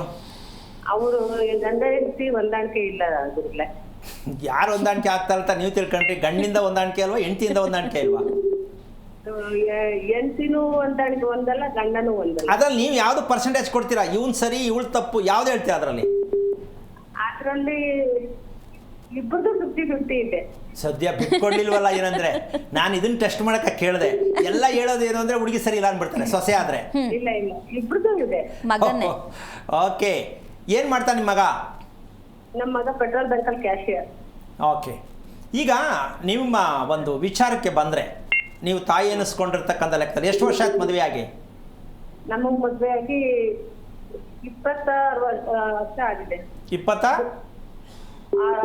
ಇಲ್ಲ ಸ್ವಾಮಿ, 26 ವರ್ಷ ಆಗಿದೆ. ಇರಲಿ. ಈಗ ನಿಮ್ಮ ಮಾಂಗಲ್ಯ ಸರ ಯಾವಾಗ ಬದಲಾವಣೆ ಮಾಡಿದ್ರಿ? ಮಾಂಗಲ್ಯ ಸರ ಯಜಮಾನ್ರಿಲ್ಲ ಸ್ವಾಮಿ. ಅಲ್ಲ ಹೋಗ್ಲಿ, ಎಷ್ಟು ವರ್ಷ ಆಯ್ತು ಹೋಗಿ? ಅವ್ರು ಹೋಗಿ 10 ವರ್ಷ ಆಯ್ತು. ಓಕೆ. ಅದಕ್ಕೆ ಮುಂಚೆ ನಿಮ್ಮ ಯಜಮಾನ್ರು ಇದ್ದಂಗೆನೆ ಮಾಂಗಲ್ಯ ಸರ ಬದಲಾವಣೆ ಮಾಡಿದ್ದು ಯಾವಾಗ? ಅವರು ಇದ್ದಾಗ ಮಾಡಿದ್ದು ಒಂದು 5 ವರ್ಷ ಆಗಿತ್ತು ಅಂತ. ಏನಾಗಿತ್ತು? ಸೌದೋಗಿತ್ತಾ, ಕಟ್ಟಾಯ್ತಾ, ಏನಾಗಿತ್ತು? ಅಮ್ಮ ಸೌದೋಗಿತ್ತು. ನೋಡಿ, ಅದನ್ನ ತಿಳ್ಕೊಂಡಿದ್ರೆ ನಿಮ್ಮ ಯಜಮಾನ್ರು ಬದುಕ್ತಿದ್ರು. ಯಾಕೆ ಅಂದರೆ ಮಾಂಗಲ್ಯ ಅವಾಗವಾಗ ತೊಂದರೆ ಆಗ್ತಾ ಇದೆ, ಕಟ್ಟಾಗ್ತಾ ಇದೆ, ಕಳ್ಳ ಕಿತ್ಕೊಂಡು ಹೋಗ್ಬಿಟ್ಟ, ನಾನೇ ಗೋಡೆಗೆ ನೇತಾಕಿದ್ದೆ, ಯಾರೋ ಎತ್ಕೊಂಡು ಹೋಗ್ಬಿಟ್ರು, ಇದೆಲ್ಲ ಮ್ಯಾಜಿಕ್ ನಡೆಯುತ್ತೆ. ಇದು ಯಾವಾಗ ಮಿಸ್ ಆಗೋಕ್ಕೆ ಪ್ರಯತ್ನ ಆಯಿತು, ನಿಮ್ಮ ಯಜಮಾನ್ರನ್ನ ಜೋಪಾನ ನೋಡ್ಕೊ ಅಂತ ಅದು ಮೆಸೇಜ್ ಕೊಡುತ್ತೆ ಕಣಮ್ಮ. ಎಂಥ ಸತ್ಯ ಇದೆ ಮಾಂಗಲ್ಯದಲ್ಲಿ. ಇದನ್ನ ಇವ್ರು ತಿಳ್ಕೊಂಡಿಲ್ಲ. ಏನೋ ಸೌದೋಯ್ತು, ಕಟ್ಟಾಯ್ತು ಅಂತ ಮಾಡ್ಕೊಂಡು ಅವರೇ ಹಾಕೊಂಡ್ರು. ನೀವೇ ಹಾಕೊಂಡ್ರ ರೆಡಿ ಮಾಡಿ? ಇಲ್ಲ, ಅವರೇ ಹಾಕಿದ್ರು. ಸದ್ಯ ಪುಣ್ಯ. ಈಗ ಎರಡನೇ ವಿಷಯಕ್ಕೆ ಬಂದು, ನಿಮ್ಮ ಈ ಮಾಂಗಲ್ಯ ದೋಷದಲ್ಲಿ ಇರ್ತಕ್ಕಂಥ ಲೆಕ್ಕಾಚಾರಕ್ಕೆ ನೀವು ಸ್ನಾನ ಮಾಡ್ತಕ್ಕಂಥ ಸಮಯ ಎಷ್ಟೊತ್ತು? ಬೆಳಗ್ಗೆ ಹೊತ್ತು? ಬೆಳಗ್ಗೆ 7 ಗಂಟೆ 7:30, ಒಂದೊಂದು ದಿವಸ 9 ಗಂಟೆ ಆಗುತ್ತೆ. ಅದೇ ಒಂದು 10 ಗಂಟೆ ಒಳಗೆ ಮಾಡ್ತೀರಾ? ಹೌದೌದು. ಓಕೆ. ಆಮೇಲೆ ಸ್ಟಿಕ್ಕರ್ ಕುಂಕುಮನ ಬಳಸೋದು ನೀವು ಹಣೆಗೆ ಹಚ್ಕೊಳ್ಳೋಕ್ಕೆ? ಎರಡು ಬಳಸ್ತೀನಿ. ಜಾಸ್ತಿ ಬಳಸೋದು ಯಾವುದು? ಕುಂಕುಮ, ಗಂಧ, ವಿಭೂತಿ, ಸ್ಟಿಕ್ಕರ್ 4 ಡೈಲಿ ಇಟ್ಕೊಂತೀನಿ. 4 ಇಟ್ಕೊಂಡಿರ್ತೀರಾ ಅಥವಾ ಯಾವ್ಯಾವ ಒಂದೊಂದು ಇಟ್ಕೊತೀರಾ? ಇಲ್ಲ, ಸ್ಟಿಕ್ಕರು, ಗಂಧ, ಕುಂಕುಮ ಮಾತ್ರ ಡೈಲಿ ಇರುತ್ತೆ. ಓಕೆ. ಪೂಜೆ ಮಾಡುವಾಗ ವಿಭೂತಿ ಇಟ್ಕೊಳ್ತೀನಿ. ಓಕೆ. ಈಗ ನೀವು ನಿಮ್ಮ ಮನೆಯಲ್ಲಿ ದೀಪ ಉರಿತಕ್ಕಂಥ ವಿಚಾರ ನೋಡಿದ್ದೀರಾ? ನೋಡಿದ್ದೀವಿ. ಅದು ಕೆಂಪು ಮಿಶ್ರಿತವಾದ ಬಣ್ಣ ಇದೆ, ನೋಡಿದ್ರಾ? ಹೌದು. ಈಗ ಇದನ್ನ ಯಾಕೆ ತಿಳ್ಕೊಳ್ಳಿಲ್ಲ ನೀವು? ಮಗ ಸೊಸೆಗೆ ಹೋಗ್ತೀರಾ, ಯಾಕೆ ಅಂದರೆ ಇಷ್ಟೆಲ್ಲ ಕೇಳಿದೆ ಅಂದರೆ ನಿಮ್ಮ ಮನೆಯಲ್ಲಿ ದುಃಖದ ವಾತಾವರಣ, ಯಾವುದೇ ಆಗಲಿ ನೆಮ್ಮದಿ ಇಲ್ಲ. ಯಾವುದೋ ಒಂದು ಮಗಂದು, ಯಾವುದೋ ಮೊಮ್ಮಕ್ಕಳದು, ಯಾವುದೋ ಗಂಡಂದು, ಇದೆಲ್ಲ ವಿಚಾರಗಳು ಮನೆಯಲ್ಲಿ ಯಾವುದೋ ಒಂದು ದೋಷ ಇದೆ ಅಂತಕ್ಕಂಥದ್ದು. ದೋಷ ಎಲ್ಲಿಂದ ಬಂತು ಅಂತಲ್ಲ, ನಿಮ್ಮ ಮನೆಯ ಉರಿಯುತ್ತಿರುವ ದೀಪ ನಿಮಗೆ ತೋರಿಸುತ್ತೆ. ಒಂದು. ಎರಡನೇದಾಗಿ ನೀವು ನಿಮ್ಮ ಮಗುವನ್ನು ಪಡೆಯುವಂಥ ಸಂದರ್ಭದಲ್ಲಿ, ನೀವು ಮದುವೆ ಆದಂಥ ಸಂದರ್ಭದಲ್ಲಿ ಸಮಯ ಪ್ರಜ್ಞೆ ಇಲ್ಲದೆ ಅಡುಗೆ ಮಾಡ್ತಕ್ಕಂಥದ್ದು, ಊಟ ಮಾಡ್ತಕ್ಕಂಥದ್ದು, ಮಲಗ್ತಕ್ಕಂಥದ್ದು ಒಂದಾರು ಚೆನ್ನಾಗಿತ್ತ ತಾಯಿ? ಇಲ್ಲ ನನ್ಗೆ ಅಷ್ಟು ಬುದ್ಧಿ ಇರ್ಲಿಲ್ಲ ಆಗ. ಈಗಲೂ ಬುದ್ಧಿ ಇಲ್ಲ, ಆಗೇನು ಈಗಲೂ ಇಲ್ಲ. ಇಷ್ಟ ಬಂದಾಗ ಸ್ನಾನ, ಇಷ್ಟ ಬಂದಾಗ ಊಟ, ಇಷ್ಟ ಬಂದಾಗ ಮಲ್ಕೊಳ್ಳೋದು. ಈ ನಮ್ಮ ಮಕ್ಕಳು ಗಂಡ ಹೆಂಡತಿ ಹೆಂಗೆ ಹೊಂದಾಣಿಕೆ ಆಗ್ತಾರೆ? ಯಾಕೆ ಅಂದರೆ ನಾವು ಇಷ್ಟೆಲ್ಲ ಇದೆಯಾ ಅಂತಕ್ಕಂಥ ಸತ್ಯ ಈಗಲೇ ಜನಕ್ಕೆ ಗೊತ್ತಾಗ್ತಾ ಇರೋದು. ಹೌದು. ದಯವಿಟ್ಟು ನಾನು ಹೇಳಿದ ಅರ್ಥ ಆಯ್ತಮ್ಮ? ಆಯ್ತು. ಅವರು ಕಿತ್ತಾಡೋ ಪ್ರಶ್ನೆ ಏನೂ ಅಲ್ಲ. ಯಾಕೆ ಅಂದರೆ ಅನುರಾಧ ನಕ್ಷತ್ರ ಶನೇಶ್ವರ ಸ್ವಾಮಿ ಮನೆ ಒಳಗಡೆ ಅಳ್ಳಾಡ್ಸಕ್ಕೆ ಕಾಯ್ಕೊಂಡಿರ್ತಾನೆ. ಯಾವ್ದಾದ್ರು ಒಂದು ಮೂಲೆಯಲ್ಲಿ ಬೆಲ್ ಹೊಡಿತಾ ಇರ್ತಾನೆ, ಬನ್ನಿ ಒಂಚೂರು ಅಳಿ, ಬನ್ನಿ ಒಂಚೂರು ಕಿತ್ತಾಡಿ. ಇರೋದೇ ಅದಕ್ಕೆ ಅನುರಾಧ ನಕ್ಷತ್ರ ಮನೇಲಿ ಒಬ್ಬರಿದ್ರೆ ಸಾಕು, ಸ್ವಲ್ಪ ಶೇಕ್ ಆಗ್ತಾ ಇರ್ತದೆ. ಆದರೆ ಈ ಅನುರಾಧ ನಕ್ಷತ್ರ ಏನು ಅಂತ ನೀವು ತಿಳ್ಕೊಂಡೇ ಇಲ್ವಲ್ಲ. ನಿಮ್ಮ ಯಜಮಾನರು ಇರ್ತಕ್ಕಂಥ ಸಂದರ್ಭದಲ್ಲೂ ಓದ್ತಕ್ಕಂಥ ಸಂದರ್ಭದಲ್ಲಿ ನೀವು ಅದನ್ನು ತಿಳ್ಕೊಂಡಿಲ್ವಲ್ಲ. ಇದು ಮಾಂಗಲ್ಯ ದೋಷ ಇರುವ ಕಾರಣ ನಿಮ್ಮ ಸೊಸೆನೂ ಬೇಕಾದರೆ ಮಾಂಗಲ್ಯ ನನಗೆ ಬೇಡ, ನೀನು ಕಟ್ಕೊಂಡು ನನಗೇನು ಅಂತ ಹೇಳ್ಬಿಡ್ಬೋದು, ಅಥವಾ ಕೊಟ್ಬಿಡು ಮಾಂಗಲ್ಯ ಅಂತ ಮಗ ಕೇಳ್ಬೋದು. ಈ ರೀತಿ ಆಟ ಕೂಡ ಆಗುತ್ತೆ. ಜೊತೆಗೆ ಬೈಕೊಂಡು ತುಂಬ ಕಷ್ಟಪಡ್ತಾರೆ. ಸಮಸ್ಯೆ ಸಿಕ್ಕಾಕೋಬೇಡಿ. ಮೊದಲು ನೀವು ಮಾಡ್ಕೋಬೇಕಾದ ಕೆಲಸ ಇಷ್ಟೇ, ನನ್ನ ಮಗ ಅನುರಾಧ ನಕ್ಷತ್ರದಲ್ಲಿ ಹುಟ್ಟಿದ್ದಕ್ಕೆ ಮದುವೆ ಇತ್ತಾ ಇಲ್ವಾ? ಇದ್ದಿದ್ರೆ ಯಾವಾಗ ಮಾಡಬೇಕಿತ್ತು, ಹೇಗೆ ಮಾಡಬೇಕಿತ್ತು, ಎಲ್ಲಿ ಮಾಡಬೇಕಿತ್ತು? ಈ ಸತ್ಯ ನಿಮ್ಗೆ ಗೊತ್ತಾಗಿಲ್ಲ, ತಿಳ್ಕೊಳ್ಳೋ ಪ್ರಯತ್ನ ಮಾಡಿ. ಯಾವ ಕಾರಣಕ್ಕೂ ಮಗ ಸೊಸೆ ತಪ್ಪಲ್ಲ. ನೀವು ತಿಳ್ಕೊಳ್ಳದೆ ನಿಮ್ಮ ಯಜಮಾನರಿಗೆ ಏನು ಮಾಡಬೇಕಾದ್ ಮಾಡದೇ ಇರತಕ್ಕಂಥದ್ದಕ್ಕೆ ಇವೆಲ್ಲ ಮನೇಲಿ ನಡೀತಾ ಇದೆ. ಪ್ರಯತ್ನ ಮಾಡ್ತಾ ಒಳ್ಳೆಯದಾಗಲಿ. ಕರೆ ಮಾಡಿದ್ದಕ್ಕಾಗಿ ಧನ್ಯವಾದಗಳು ಅಮ್ಮ. ಗುರುಗಳೇ, ಅನುರಾಧ ನಕ್ಷತ್ರಕ್ಕೆ ಮದುವೆ ಇತ್ತಾ ಇರಲಿಲ್ವಾ ತಿಳ್ಕೊಂಡು ಮಾಡಬೇಕಿತ್ತು ಅಂತ ನೀವು ಹೇಳಿದ್ರಿ ಗುರುಗಳೇ. ಅದೇ ಅನುರಾಧ ನಕ್ಷತ್ರಕ್ಕೆ ಮಹಾನ್ ನಕ್ಷತ್ರ, ಯಾರನ್ನು ಬೇಕಾದರೂ ಕೊಟ್ಟು ಮದುವೆ ಮಾಡ್ಬೋದಾ ನಕ್ಷತ್ರಕ್ಕೆ ಅಂತ ಹೇಳ್ತಾರೆ. ಇದಕ್ಕೇನು ಹೇಳ್ತೀರಾ ಗುರು? ಇದು ಅನುರಾಧ ನಕ್ಷತ್ರ ಹೆಂಗೆ ಅಂದರೆ ಸರಪಟಾಕಿ ಇದ್ದಂಗೆ. ಸರಪಟಾಕಿ ಗೊತ್ತೇನಮ್ಮ? ಗುರುಗಳೇ, ಒಂದು ಹಚ್ಬಿಟ್ಬಿಟ್ರೆ ಸಾಕು, ಉದ್ದು ಪಡ್ಕೊಂಡು ಹೋಗ್ತಾನೆ ಇರ್ತದೆ. ಹಂಗೆ ಅನುರಾಧ ನಕ್ಷತ್ರದ ಒಂದೋ ಹೆಣ್ಣೋ ಗಂಡೋ ಮನೇಲಿ ಹುಟ್ಟು ತಿಳ್ಕೋಬೇಕು. ಎಚ್ಚರಿಕೆ, ಅಪಾಯ ಅಂತ ಬೋರ್ಡ್ ಹಾಕ್ಬಿಡ್ಬೇಕು. ಏನು ಅಂದ್ರೆ ಇವ್ರಿಗೆ ನಾವು ಮದುವೆ ಮಾಡ್ತೀವ, ನಮಗೆ ಇವ್ರು ಮದುವೆ ಮಾಡಿಸ್ತಾರ ಅಂತ. ಅಂದ್ರೆ ಯಾಕೆ ಅಂದ್ರೆ ಇಲ್ಲಿ ವಿಷಯ ಇಷ್ಟೇ, ಇದೊಂಥರ ಜೋಕಾಗಿ ಹೇಳ್ತಕ್ಕಂಥ ವಿಷಯ. ಎಲ್ಲ ಒಳ್ಳೇದೇ ನಕ್ಷತ್ರ ಅಂತಾನೆ ಮದುವೆ ಮಾಡಿಸೋದು. ಹೌದು. ಯಾರು ಒಳ್ಳೇದಾಗಿದ್ದಾರಾ? ಇಲ್ಲ ಗುರುಗಳೇ. ಈಗ ಹೇಳೋರು ಏನು ಮಾಡೋಣ, ಈಗ ಕೇಳಿಸ್ಕೊಳ್ಳೋರು ಏನು ಮಾಡೋಣ? ನಕ್ಷತ್ರ ಹೊಂದಾಣಿಕೆ ಆಗೈತೆ ಅಂತ ಮದುವೆ ಮಾಡಿಸ್ತಾ ಇರೋದು. ಅದು ಬರೀ ಸುಳ್ಳು ಅಂತ ಇನ್ನೂ ಗೊತ್ತಿಲ್ಲ. ಹೇಳೋರ್ಗೂ ಸುಳ್ಳು ಅಂತ ಗೊತ್ತಿಲ್ಲ, ಕೇಳಿಸ್ಕೊಳ್ಳೋರ್ಗೂ ಸುಳ್ಳು ಅಂತ ಗೊತ್ತಿಲ್ಲ.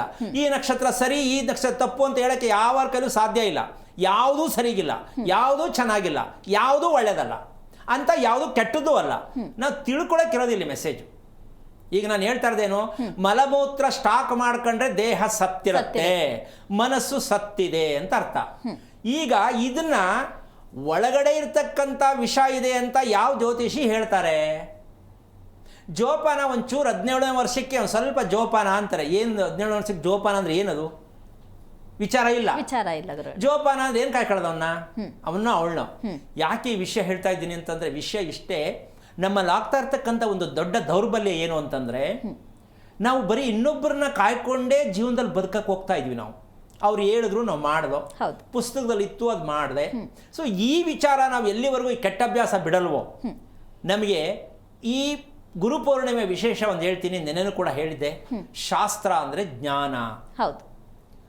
ಗುರು ಅಂತಾರೆ ಯಾರು ಅಂತ ಕೇಳಿದ್ರೆ, ಕತ್ತಲಿಂದ ಬೆಳಕಿನ ಕಡೆಗೆ ಕರೆದೊಯ್ಯುವರು ಗುರು. ಏನು ಹೇಳಕ್ಕೆ, ಏನು ಸೂಪರ್ ಐಡಿಯಾ. ಕತ್ತಲಿಂದ ಬೆಳಕಿಗೆ ಎಳ್ಕೊಂಡು ಹೋಗ್ಬಿಡ್ತಾರಂತೆ. ಅವರೇ ಬಂದಿರಲ್ಲ ಈಚೆಗೆ, ಎಳ್ಕೊಂಡು ಹೋಗೋದಲ್ಲಿ ಬಂತು. ಏನಮ್ಮ? ಇವರೆಲ್ಲ ಮಾರ್ಕೆಟಿಂಗ್ ಗುರುಗಳು. ಏನು ಇದು ಮಾಡಿದ್ರೆ ಹಂಗಾಗತ್ತೆ, ಇದು ಮಾಡಿದ್ರೆ ಈ ಕಡೆ ಆಗತ್ತೆ, ಇದು ಮಾರ್ಕೆಟಿಂಗ್ ಗುರುಗಳು ಇರೋದು. ಕತ್ತಲಿನಿಂದ ಗುರುಗಳು ಅಂತಕ್ಕಂಥ ಸ್ಥಾನದಲ್ಲಿ ಇರ್ತಕ್ಕಂಥವ್ರು ಏನು ಅಂತಂದ್ರೆ, ನಮ್ಮ ಪ್ರಾಣದ ಬಗ್ಗೆ ಮಾತನಾಡುವ ವ್ಯಕ್ತಿ ಯಾರಿದ್ದಾರೆ ಅವರೇ ನಿಜವಾದ ಗುರು. ಪ್ರತಿಯೊಂದು ಮಕ್ಕಳ ಪ್ರಾಣ ಯಾರ ಕೈಲಿರೋದು? ನಮ್ಮ ಕೈಲಿ ಗುರುಗಳಿರೋದು. ಈಗ ನಾವು ಹೋಗಿ ಕೇಳ್ತಾ ಇದ್ದಾರನ್ನ ಜ್ಯೋತಿಷಿಗಳ ಏನು ಹೇಳೋಣ ಹೇಳಿ, ನಾವು ಬುದ್ಧಿವಂತರ? ಅರೆ ನಮ್ಮ ಪ್ರಾಣ ನಮ್ಮ ಕೈಲಿರೋದು, ಅಲ್ಲೋಗಿ ಜ್ಯೋತಿಷ್ಯ ಹತ್ರ ಕೇಳೋದು ಅವನಿಗೇನು ಅರ್ಥ ಆಗತ್ತೆ? ಉಸಿರಾಡೋದು ಯಾರು? ನಾವು ಗುರುಗಳೇ. ನಾವು ಕೇಳೋದೆಲ್ಲಿ? ಶಾಸ್ತ್ರ ಹೇಳೋರು. ಹಿಂಗೆ ಒಂದೊಂದು ಯೋಚನೆ ಮಾಡಿ ನೀವು.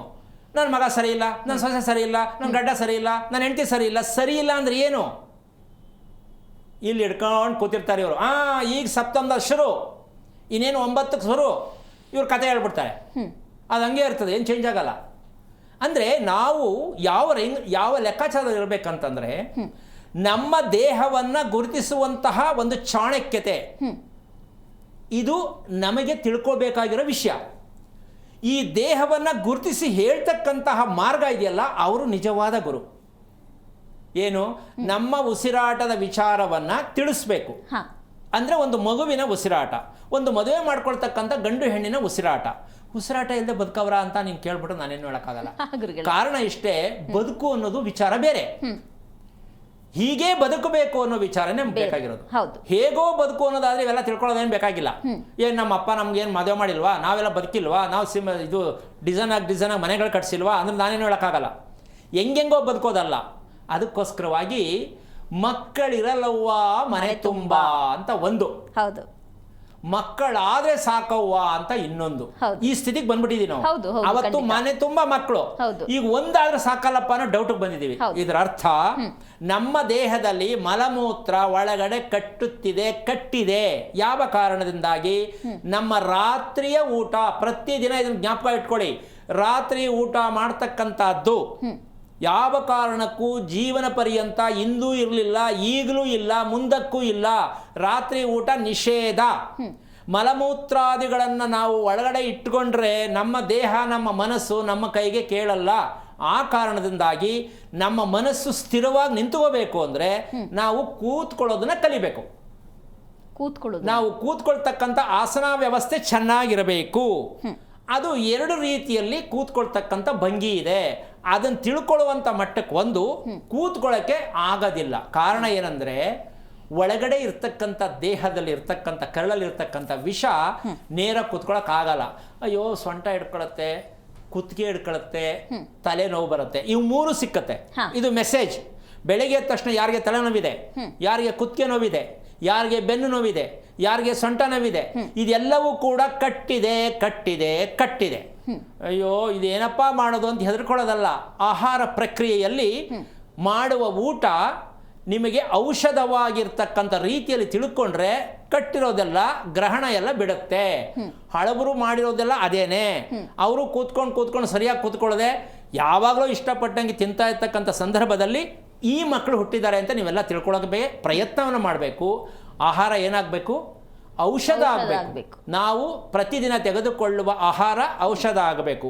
ಫ್ರಿಡ್ಜ್ ಅಲ್ಲಿ ಒಂದ್ ಕಡೆ ಸ್ಟಾಕ್ ಇದೆ, ಹೌದಾ? ನಮ್ಮ ಕರುಳಲ್ಲಿ ಒಂದ್ ಕಡೆ ಸ್ಟಾಕ್ ಇದೆ. ಇದನ್ನ ಯಾವ ರೀತಿಯಾಗಿ, ಅದಕ್ಕೋಸ್ಕರವಾಗಿ ಪ್ರೀತಿ ಕಮ್ಮಿ ಏನಕ್ಕಾಗತ್ತೆ ಅಂದ್ರೆ, ಪ್ರೀತಿಗೂ ಆಸೆಗೂ ಸಂಬಂಧ ಕಮ್ಮಿ. ಪ್ರೀತಿಗೂ ಆಸೆಗೂ ಹೊಂದಾಣಿಕೆ ಆಗ್ತಾ ಇದೆ ಅಂತೀನಮ್ಮ.